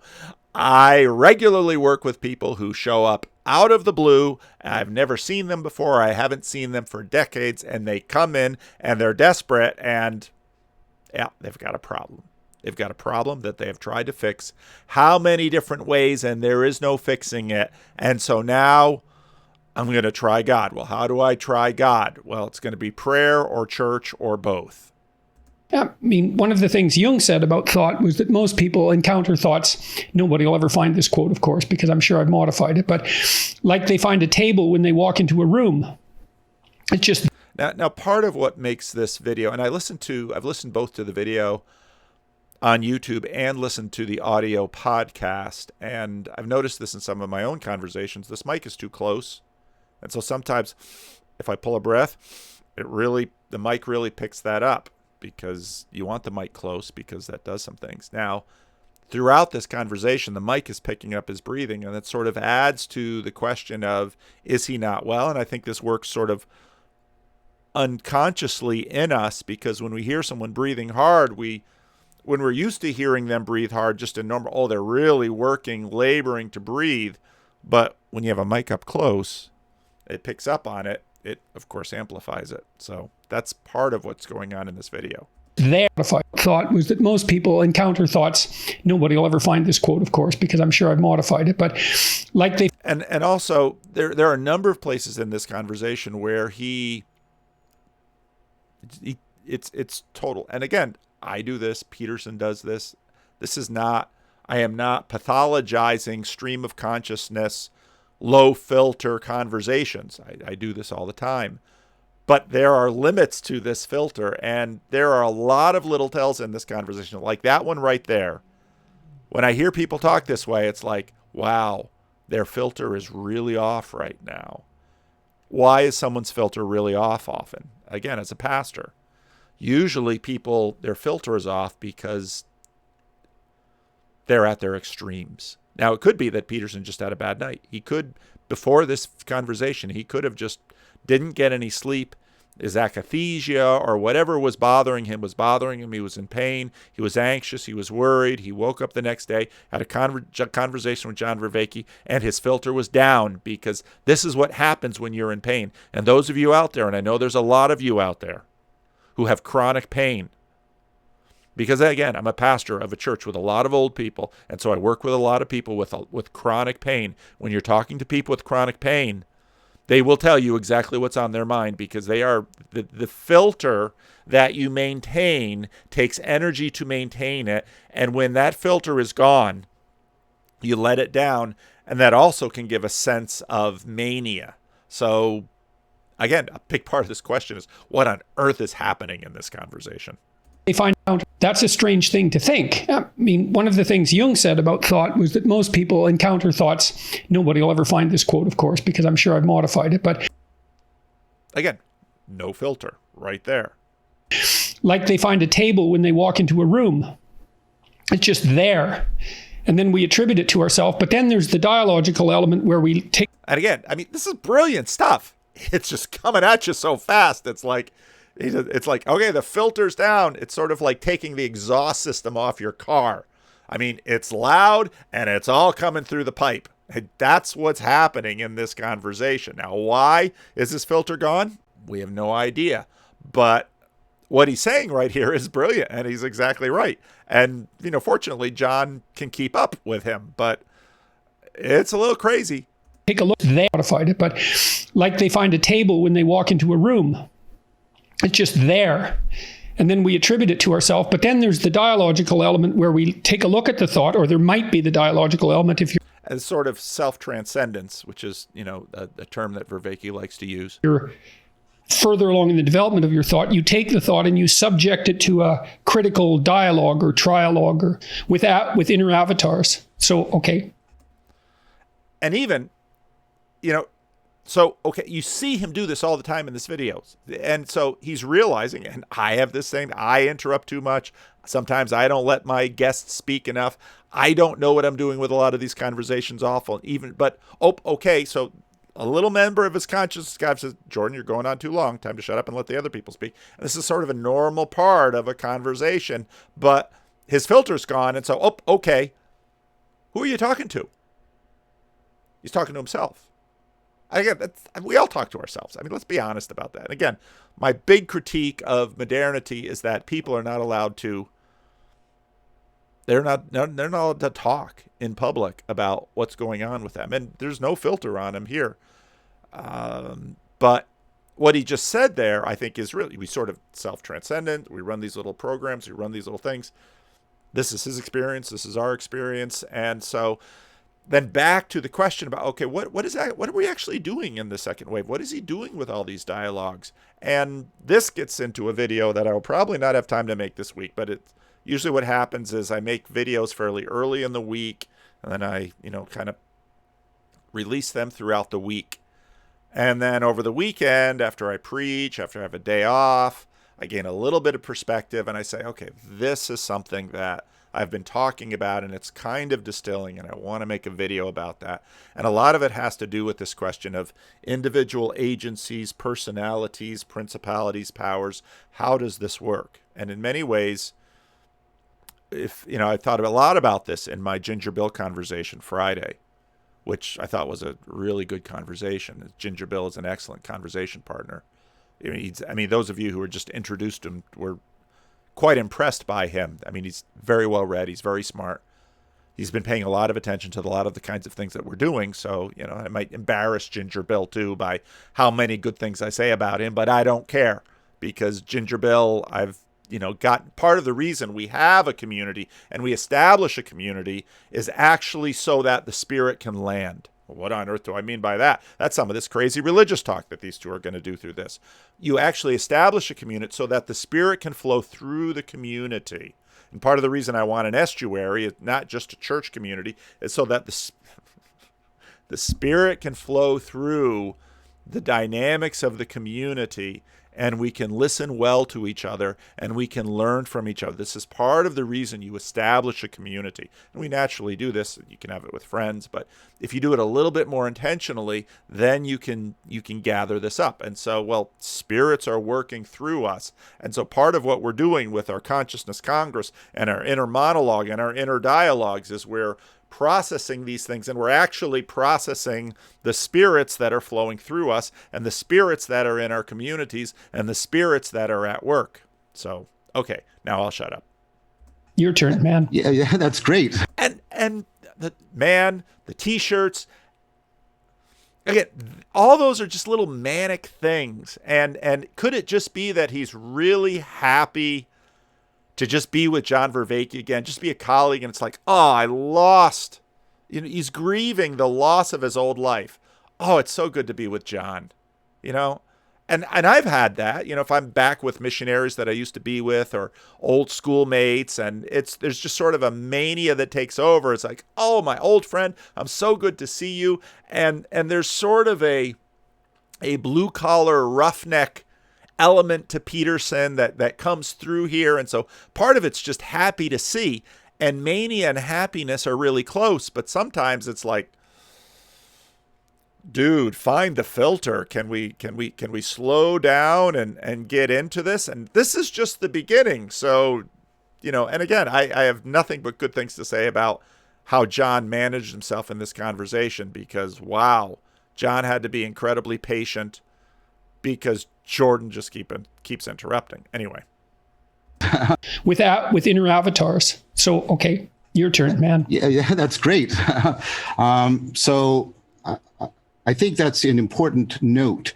I do a lot of work on the nature of insight, and I think the theoretical argument and the empirical evidence, I think, is converging on the idea that the insight process is, well, perhaps we'll just say the insight process makes use of cognitive machinery that's very different from inferential machinery. And in fact, there's times when they can even be opposed or interfere with each other. Okay, so I have a comment about... Okay, so before Jordan interrupts, I'll interrupt. And someone might say, who on earth are you, Vanderklay, talking about interrupting? And some of you who will watch this video, and this will be the first of my videos you will ever watch, will say, the only problem with this video is Vanderklay keeps interrupting them. But I think there's a difference when I'm interrupting a video that I'm playing and when I'm interrupting a real person in conversation, okay? And I do it all the time. Again, I say, I'm from New Jersey. You can interrupt me. I'll interrupt you. We'll try and keep it at a certain level because that's how you talk when you're from Jersey. So, this whole thing of the last 10 years of, pardon my interruption. We're supposed to actually wait for certain people to finish their sentence like me? No, you should interrupt me because otherwise I'm just going to talk on and on and on and on. And apparently some of you like that because you watch my videos, but here we are. So Vervaeke's comment, inferential from insight. Vervaeke is hard sometimes because Job calls it fancy Vervaeke words. And of course, inferential and insight aren't terribly fancy, but noting that there's a distinction between insight, which is sort of a flash, and an inference, which is you've sort of got it. It's kind of like an insight, but it's sort of in between. And so insight is sort of from above, and inference is in between. Infer. I have to think more. And that's the way it is with listening to John's stuff. You sit and you listen. It's like, huh. And it's sort of like passing out assignments in my consciousness Congress. And, okay, you got to read this. You got to think about that. You got to think about that. And after a few days or weeks, bubble something up to me, and maybe I'll understand it better. About that. Opposed or interfere with each other.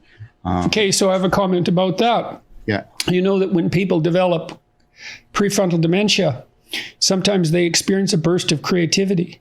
Of course. And it's like, okay, it's relevant, it's insightful, but it's almost as if there's a lot that goes into a satisfying conversation. And again, I said earlier, I'm dealing with one of my dudes today, and so we have this other church that meets with us, and all of my peeps, at least the ones that haven't been driven off by the crazies, they're sort of used to the routine. And if I'm there, things are under control. They look to me to manage the stuff that comes up, and I do. But the other church, they're like, there's these people that are hanging around, and they're scary, and they're dangerous. And yeah, they are scary, and they are dangerous. And either you leave the neighborhood because it has this population, or you figure out what on earth you're going to do with these issues. But again, back to my point about mental illness. You find this with autism, Asperger's, bipolar, depression, schizophrenia. Why is there such a large segment of homeless people who are struggling with mental illness and or substance abuse?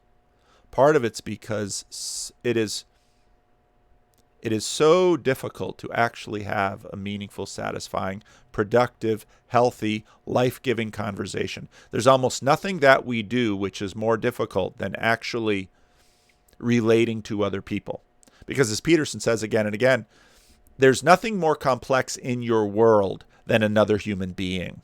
And so that makes, something like, if you're able to manage a marriage successfully, they should give you a medal. And this is why in our church, at least, you'll often have, it's our 60th anniversary. Oh, give them an applause. Sometimes we look at the people and it's like, you could be married to him for 60 years. You deserve a medal. And believe me, there's plenty of people in our society that say, I'd be better not to be married. Ah, really? Because when you're inside the marriage, grass is greener. But I talk to a lot of people who are no longer married, who are getting up in age, or in their second or third or fourth marriage, and they understand the grass isn't always greener, and that living in this world involves difficult compromises and difficult exchanges of problems. And so what it actually takes to conduct a satisfying, pleasing conversation is no small thing. There's a degree of mind reading, there's a degree of rhythm, there's a degree of dance. And Peterson can do this. I mean, we've seen him do it again and again and again. Why can't he do it now? Why isn't he doing it now? We have no idea. Can't answer that question for him. And what this really shows is that in many ways, Vervaeke is an outstanding dancer when it comes to this, because back and forth we're going to go. I don't know how much of this I can go through because it just goes on for a long time. And after an hour and a half, my wife was like, I kind of paused and I was like, I've had enough. And she's like, yeah, that's tiring to listen to. And even that dynamic itself, we are, even when we don't have to participate because we're listening to a video or a recording, we participate in that in a strange way that we might not be aware of. Yes, and it's sometimes they experience a burst of creativity. Of course. And yes, and it's because the editor module goes down. And in some ways, Jordan's editor module has gone down in this conversation. And that's associated, I think, with the cognitive module for thought. That's Wernicke's area rather than Broca's area. If I got that things. Right? Yeah, you do. You also get similar things if you get sort of minor damage in sort of right prefrontal. You'll also get, River Berry did some experiments where people who have that kind of damage also show increased facility with insight problems. Right. So, I'm building this writing app right now, and we're going to launch it in about a month, but I'm suggesting to people that when they write, they separate out the editing process entirely.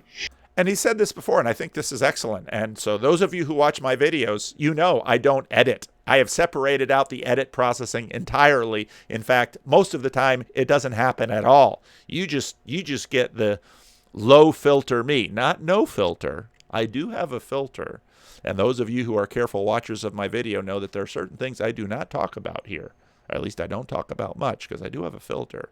But Peterson is right that this no filter thing is important versus the editor, because what this affords is sort of an insight download. And now if we're thinking about distributed cognition and dialogos and trying to find ways with each other, this is where having a relationship of trust, of intimacy is so critical, where you can, I remember my wife and I, our first marriage counselor, said to us, my goal for your marriage is that you two will be able to say anything to each other. Wow. Is that a good thing? You can debate that in the comment section. I've got thoughts about that too. Because sometimes, even in a tremendously intimate relationship, there are better things that are left unsaid. And there are often things that are left unsaid that should be said. And so, we're incredibly nuanced, subtle creatures. But back to this. And so they try to rely on the non-critical revelatory process to generate ideas. And that means they can't try to write a perfect sentence to begin with. They just have to restrict the editor. And now my wife, who teaches elementary school, she's a Waldorf teacher, so she loops up with her students. She knows this. It's often she'll have a little battle with the parents because when kids first start to write, just write. When I first learned Spanish, again, one of the pre-language coaches that I had said, you need to make 1 million mistakes to learn a language. Might as well get started. And so when I moved to the Dominican Republic, I butchered the heck out of that language. And my wife, who was a Spanish major, looked at me like, you're doing violence to these people's language. I said, I got to make 1 million mistakes. I'm getting on with it. And boy, did I make them. That's a critical part of development. And ask the revelatory system to step forward. And so what do you think about its akinness to prayer? I know that's kind of a radical idea. Well, it's a really radical idea. The filter. I don't think it's that radical. Well, you're a radical, so that's why. And again, now, what's happening with a statement like that? Is it because Jordan is just so happy to be back with John? It's like, oh, gosh, remember before C16 when, we were colleagues and when we could debate and we could discuss and we could try out ideas and we could fight and you saw in his conversation with Brett Weinstein, his hunger for that. At the end of that conversation, he said, oh, Brett, this was so good to talk to you. I don't get a chance to talk about ideas. He's grieving a life that has been taken from him. Now, whether or not he could ever actually go back to University of Toronto, I'm sure there are many universities that would love to have him in a minute. But he's in Toronto, and he doesn't want to move, and he's at this age in his life, and he has all these other possibilities, and. But, again, that little moment right there, what's going on? Radical. Well, you're a radical, so that's why. And Vervaeke is. And that's one of the things I love about Vervaeke. He is an academic, and he's a serious academic, but he's also in many ways a practitioner. Now, again, part of the reason that I got so much grief from Christians when I first started talking about him, a lot of that has subsided because he's earned their trust. But because he is a practitioner, because for John is a very well integrated individual who his head and his heart are well integrated. In that sense, he's a very religious person. Now, he's very respectful of Christianity. He, look at my conversation with him and Rafe. That was a very interesting conversation. But so John's working out this stuff. So in many ways, John is a terrific conversation partner with Jordan. And, here's another element to this is the relationship between the two of them. We don't know what that's like. I have relationships with colleagues that are, for the most part, great, but there's always little, things have happened in the past and, little wounds that I might have from them, little wounds that they might have from me. Do they really go away? Do we sort of overlook them? You have these things in marriages. You have all of these things in relationships. Radical. Well, you're a radical, so that's why. That's why it's fun to talk to you.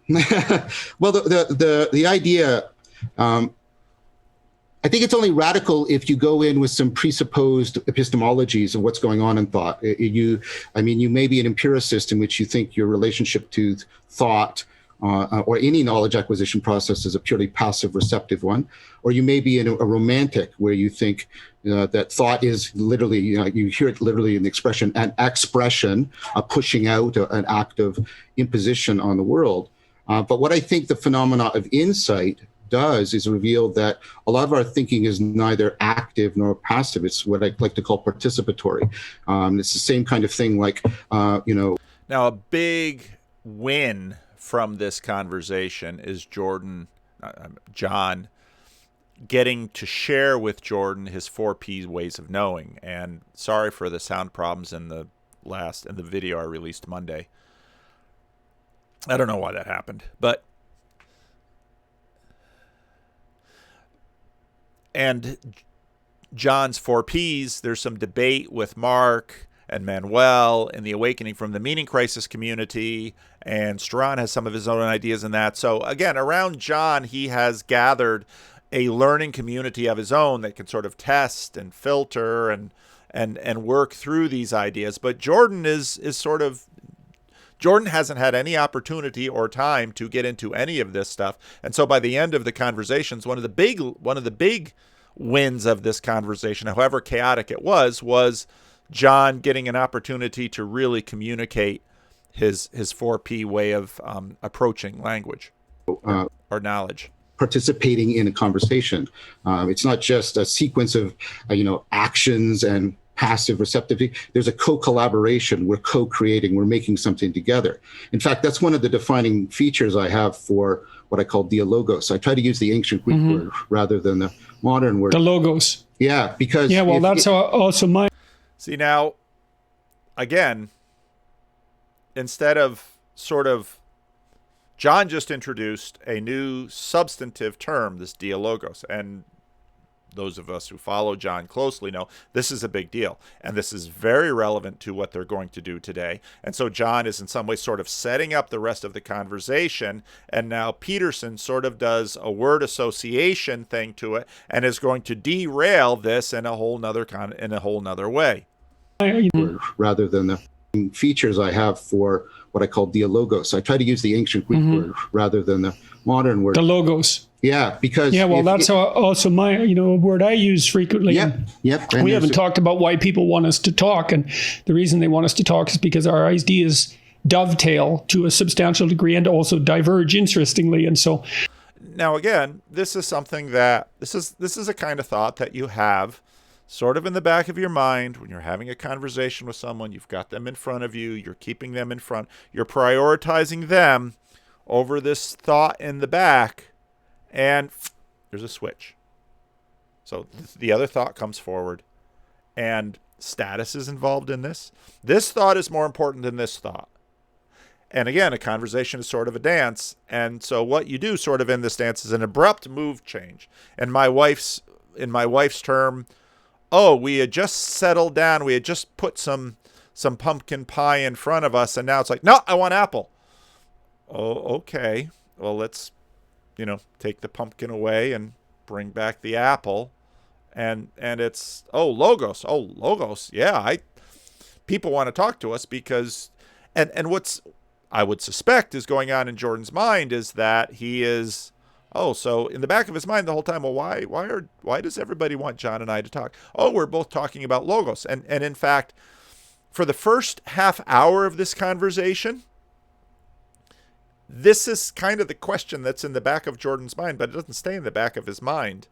He isn't managing sort of the conversation, and that he's got a consciousness congress. So you delegate certain parts of your consciousness congress to manage certain things as you're managing things. So my conscious, the guy who's moving my mouth, he's going to be up front. So I'm going to maintain all of the things that I do in a conversation. I'm going to smile. I'm going to maintain eye contact. I'm going to keep focus. I'm going to listen, at least partly listen with some, while partly formulating ideas. And we all do these things while we're doing a conversation. It's a very, very sophisticated, complex thing to have a conversation with another individual. And just because it's so common, we think it's easy, but no, to do it well. And again, Jordan, to go back to the VIP visiting with 150 people and making them think at every given moment that person is the center of this conversation and not losing focus. Both Dr. James, who of course teaches psychology at a junior college here, and myself, both of us watched that, understanding full well what it takes to do that. That is absolutely elite. Very few people can do that. Jordan Peterson can do that. And I've seen him do it 2 or 3 times. I've seen him sustain it. And I even saw him trying to do this in June when not only was his wife under threat of dying, but he was in the midst of this whole benzodiazepine thing, and he was trying to keep things together. I mean, to manage that, it is an astounding thing, and he was doing it. And now in a conversation like this, the filter is sort of on and off, back and forth, and okay, is he in pain? He keeps telling us he's in pain. Did he have a bad night? He's not managing it in this conversation. He's not managing it well, and now his friend is going to manage it well for him. And again, I struggle with, should I Should I point this out in this video? Well, only a few thousand people are going to watch this video compared to the millions of people that know him, and so the harm is in it. And my point is not to take anything away from Jordan, but to say, at least on this day, because we haven't seen this in other conversations that he's done, and he's done a lot of them, he was struggling. And that, or, which may very well be something else, he's playing another game.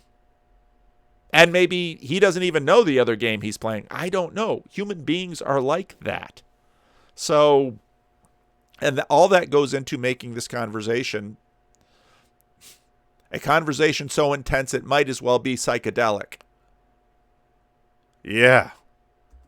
I guess they want us to talk so that we can think. Yes, that is exactly why we want you to talk. We want you to think out loud because we respect both of you as thinkers, and why we're sort of, as mooks and knights shipping you, we know that there will be things to harvest from this conversation. Well, that's it. And that's what I was going to say. That's one of the defining it certainly seems to be the case as a defining criteria for Socrates, that if you and I can get to places in the dialogos that we couldn't get to individually, then real dialogos has come into existence. And that's philia sophia, the love of wisdom, as opposed to philia nikeia, the love of victory. And so... Right. I didn't know those phrases. Say it again. Philia sophia, which is the... Philia sophia, philia, sure. Wisdom is the feminine essence of God. See, again, more association. And again, there's absolutely nothing around. And usually we make those associations sort of in the back of our mind silently as sort of a mimetic trick to try and, okay, I'm going to have to capture this word. But now he's really going to struggle to get, and I get this stuff wrong all the time, usually philosophia, philonikia. I'm just using a different declension of the Greek verb, but it's probably the wrong one. But again, he's struggling in this video. Yeah, well, and also, but the philia is, it's itself a collaborative love. Did you say philia? Yeah. Philia, philia. Philia and Philia sophia. So philia sophia. The three loves, eros, philia, agape. This is philia. And philia is the love that is done, it is expressed and shared in community. And then sophia, of course, is the word for wisdom. That's where we get philosophy from. And philia nikeia is the love of victory, like Nike, victory. And and it's interesting because tell me what you think of this. I think the YouTube... Tell me what you think of this. And when you watch all of his conversations, we all have these little stock transitions. That's one of his favorite ones. Dialogues that we undertake are characterized by philia sophia, and the YouTube dialogues conducted in the main by the, what would you call it, legacy media are philia nikeia. Of course, partly because, like in Peterson,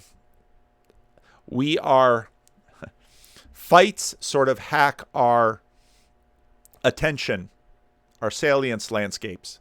Because if there's a fight, it's danger. And as Jordan Peterson has said many times, we are constantly on the lookout for opportunity and obstacles or threats. And fights are threats. When people around us are fighting, we naturally pay attention to it.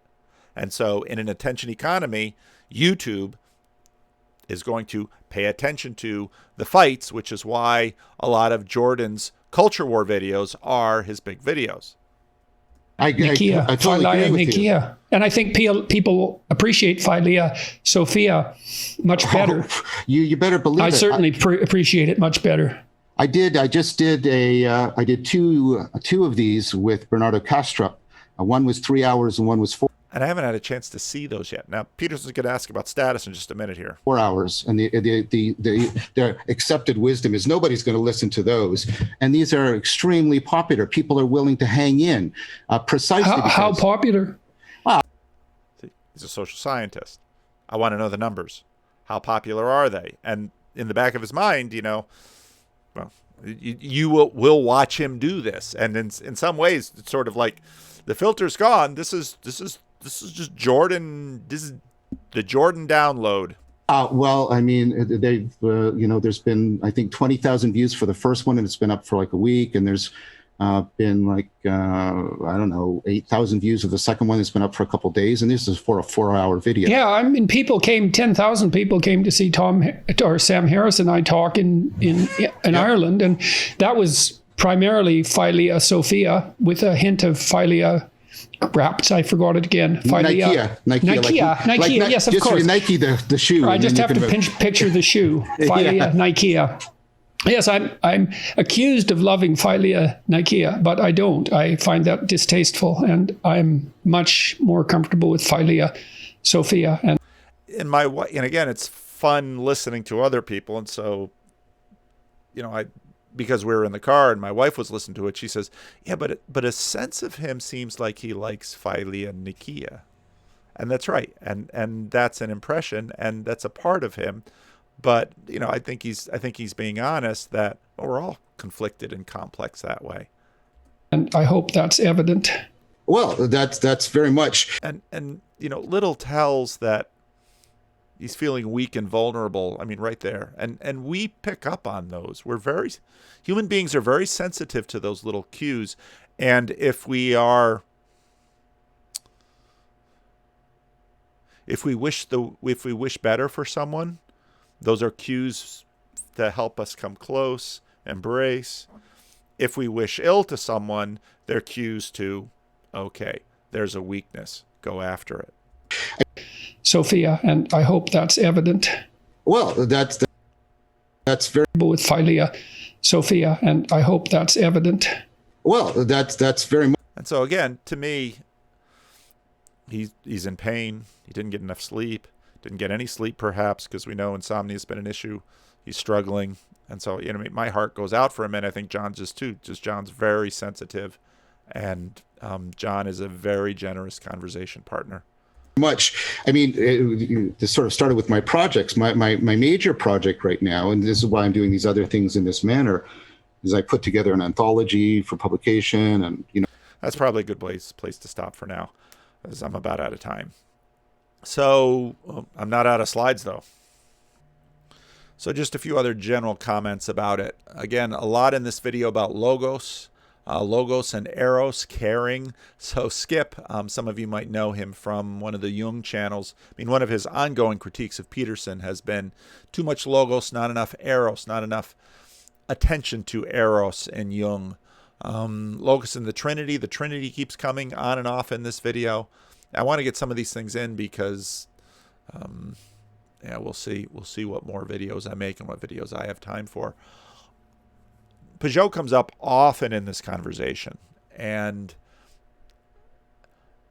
I think especially with such a low filter on Peterson, I think it really shows the depth to which his relationship with Jonathan and Jonathan's influence on him was profound. And as Vervaeke said, and I agree 100% with what John Vervaeke said, very few people appreciate just how radical a Christian Peugeot is.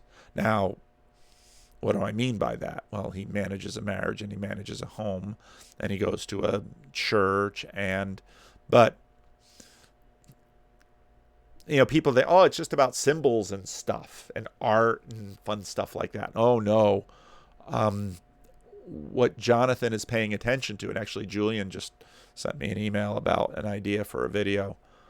Maybe I'll have a conversation with Julian and someone else about this, because Julian, of course, is a Hutterite, so Julian is a very committed Christian, but from a very different tradition. And I consider myself a very committed Christian from a different tradition from the both of them. There's in some ways, there's a lot of the attention to Peugeot's work, but maybe in this estuary we haven't really gone into it, but more thinking about the entailments of Peugeot's contribution to Christianity and more assessment and evaluation of that. And again, among friends, we should evaluate ourselves and evaluate each other, hopefully in love, with some critique. And I'm sure Peugeot has plenty of critique about my tradition. And so, this is how we grow together. But a lot of the stuff came up in this conversation: attention, worship, logos, again and again. So Peugeot's influence. Lots of potential fruitful dialogos between these two. And I hope that this is just the beginning of a whole lot more, because, John is sort of at the center of a whole wing of this stuff. My conversations with him and Peugeot, my conversations with him and JP Marceau, we're going to have another one soon. My conversations with him and Rafe Kelly, I hope we can, it would be really fun to have. Part of what's difficult to have Jonathan Peugeot in there too, but part of what's difficult with many of these conversations is the more partners you bring into the conversation, the longer conversation you need to have, and the more difficult it is to sort of channel that conversation. And as with many things with this, hopefully this distributed cognition that can happen via dialogos, the number of partners is really tricky in a particular, with a particular goal and with a particular outcome, because there's just that much more you have to think about in order to actually achieve it. And again, Vervaeke is a terrific conversation partner in this. Astoundingly well-read, knows Jung in context really well. Very open, humble, generous, is a practitioner. Careful about political pitfalls, which is something that I think he's exactly right to do. Bring some diversity into it, theism versus non-theism. Yeah. Peterson was onto something in the degrees to which, over the last 5 years, one of the things that Peterson noted was, wow, John, you were probably a lot more keeping Christianity at arm's length, and there's a lot more Christian stuff coming through you. And John noted that. And so this is part of how we grow together. And I'm not only sure, I am sure that for some of you, my ongoing conversations and speculations and thinking out loud in the way I do, you find as a threat.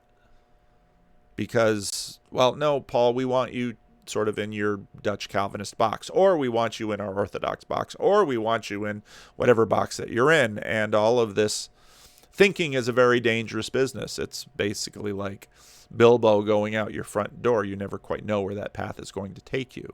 But that is part of the adventure. One of the things that was not at all dealt with in this video, just basically because it couldn't be, and one of the things that I would love to see Jordan and Jonathan in that queue too, but this is something that Rafe brings up regularly, because Rafe Kelly is a big part of this little corner of the internet where there's a lot of attention paid to both Peterson and Vervaeke, is how are we to assess the heroic? Because it's a huge part of Jordan's theory, but also his practice. And Vervaeke has some pretty strong critiques of hero narrative. And Vervaeke has really strong critiques of narrative, and he's got really strong critiques of the telos, of, let's say, telotic dynamics. And Jordan is deeply into hero and telos and narrative. And part of what I was hoping from this conversation was, maybe that was too much to hope for, was spending hour on their differences on those topics. But I think before that, Peterson would have to get up to speed on way more of what John Vervaeke has been doing. But again, giving the status differential, at least right now, Jordan doesn't have anywhere near enough time. Or I don't know if he could have the attention, or again, he's an academic, if Vervaeke would distill Awakening from the Meaning Crisis into a book, then Jordan could read it and sort of upload it quickly. It's sort of, video is a very slow download, but part of the beauty, I think, of video is that when you're listening to a video, you can work with your hands. And there's a lot of interesting science about integrating information while we're doing embodied things. And of course, Vervaeke is a master at all of that stuff, because a deep part of his work is embodiment. And I think that's part of the reason why he's such a special partner in this, because for myself, who is a practitioner, these questions of embodiment are key. I am not an academic. I am dyslexic. And so reading is in some ways not, would I be an academic if not for my dyslexia? Possibly. Dyslexia doesn't trouble me in auditory, but auditory is slow. But I've also, I can read well enough and can listen well enough that I also am sensitive to the difference of a book read and the difference of a book heard. And that's critical in this too. I mean, we're very subtle, complex creatures. So I very much want more of this, and that's some of what I want from it. And again, one of the successes, and depending on how I figure out what to do with the rest of this video, which I'm still not sure, I'm perhaps leaning a little bit more towards the possibility of a long commentary on it, just to sort of, the difficulty of a long commentary on it is there's just so much in this video, because you're always changing speeds. But I mean, John's 4P knowing, I think, is absolutely integral, and I think it's absolutely central to what I think will be beyond Protestantism. And I say that as a Protestant, and I say that as a Protestant who I expect to be a Protestant for the rest of my life. And I say that as a Protestant who believes wholeheartedly that Protestantism will have its impact on both the Orthodox and the Roman Catholic churches. But I appreciate Mark and Manuel, who are working hard on these 4Ps and saying, can we refine them? Can we make them better? There's the parabolic that I've done some videos about. So there's a lot to go through there, and to have Jordan's participation in working on a bunch of the things that we're working on in this little corner of the internet would be astounding. Because again, I think for me, obviously, these are the most interesting aspects of Jordan's work, because the culture work is going to come in. The culture war stuff is going to come and go. Politics is now, religion is always. This is the much more enduring stuff that I think are going to be formative and subtle and shape the world and church. And this is hope of distributed cognition, which I think is in many ways spiritual work, because that is what spirit means. So hopefully this can happen, and also key to working through the naturalism lab leak of the religious secular questions, because those are also lurking beneath these are both very spiritual individuals, but to say that in a secular space kind of paints them in a particular light that both of them are highly sensitive to. And that has been quite integral in both of their works, because again, I followed both of them quite carefully. So we'll see where this goes, because this is a quagmire of a conversation. And we sort of have to wait until probably Wednesday or Thursday, which has sort of been the release timing from Jordan's channel. And if in fact the releases are sequential, part of the reason I don't like having too much delay between the conversation or the monologue or the commentary and subsequent videos is because part of what I think you're instinctively doing is tracking with me. And when there's a long delay between them, and I appreciate Jordan's channel, it's a much different status channel than mine. It's far more complex because he's talking to high status people, and they are going to have influence on release dates and disclosure and all of these things too. And there's a lot more post-production that goes into Jordan's work than goes into my work. See, now I'm conscious about my breathing because I listen to my own video and I hear that now. And so when I breathe in loudly, I think, oh, did I just into the mic? See, there's a low filter on my part. I interrupt myself. That's what low filter does. And sometimes I forget what I was talking about before I have my low filter. It'll be interesting to see what on the next video Jordan looks like. And again, I always get the comment, and I understand completely when you say, well, you shouldn't pay any attention to Jordan. You should just pay attention to the content. Yeah, But this is some of the modernity embodiment questions, because Jordan is a living, breathing human being that we care for. And so again, should I talk about this in this video? I'm going to risk it. I'm going to talk about it. I understand the downsides. I understand where sometimes it's better if someone is struggling to have everyone just give little knowing glances around the room and act like nothing is happening. We do that with grandma, don't we? Mom, I didn't mean you, because we don't do that with you, because my mother would never tolerate that. But someday, if as she loses strength, we might do that because we did that with her mother.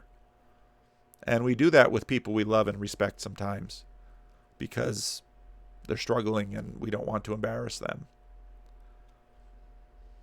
Hopefully this was a bad night or a painful day or something like that, which sort of inhibited his filter. And again, part of the reason I do these videos is now at the end of this video, after watching a little bit more carefully, my thoughts are a little different than I had at the beginning of the video. That's why I do these videos, for the insight.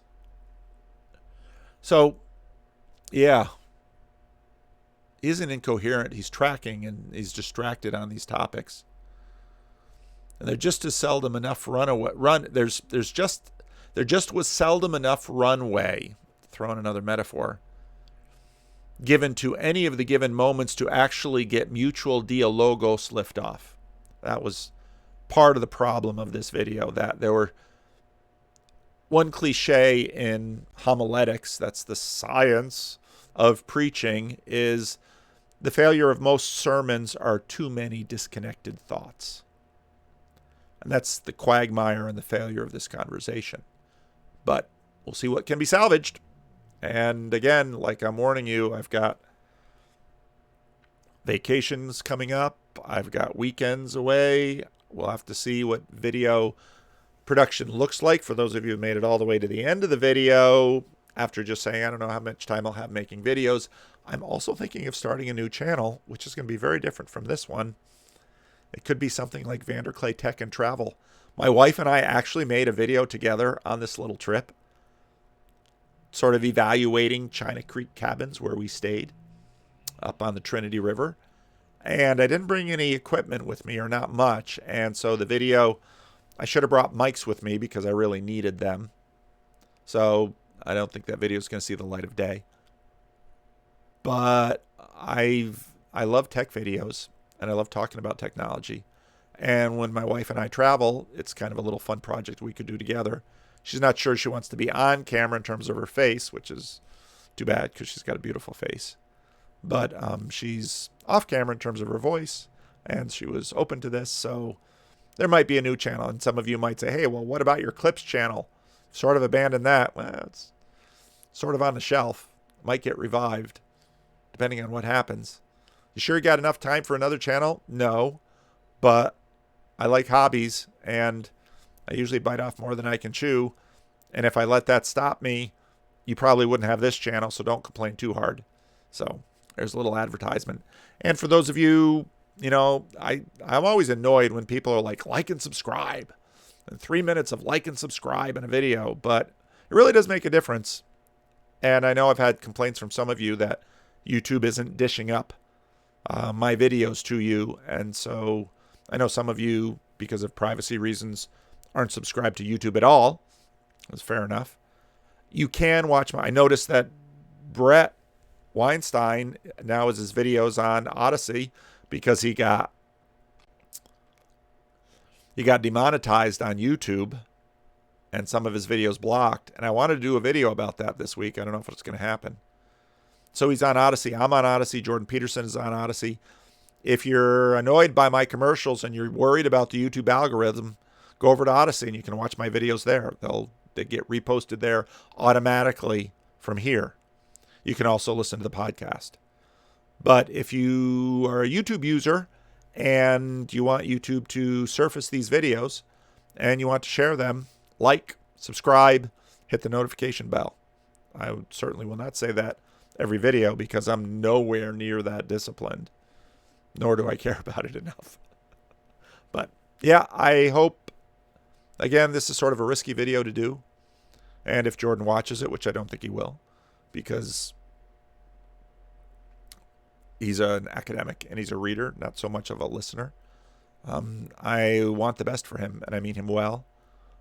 But the question of whether or not I should talk about what was so obvious to everyone in the comment section, I really weighed that, and I thought, no, in this case, it's better off putting it on the table, and Jordan can talk about it or not talk about it. It might just have been a bad day.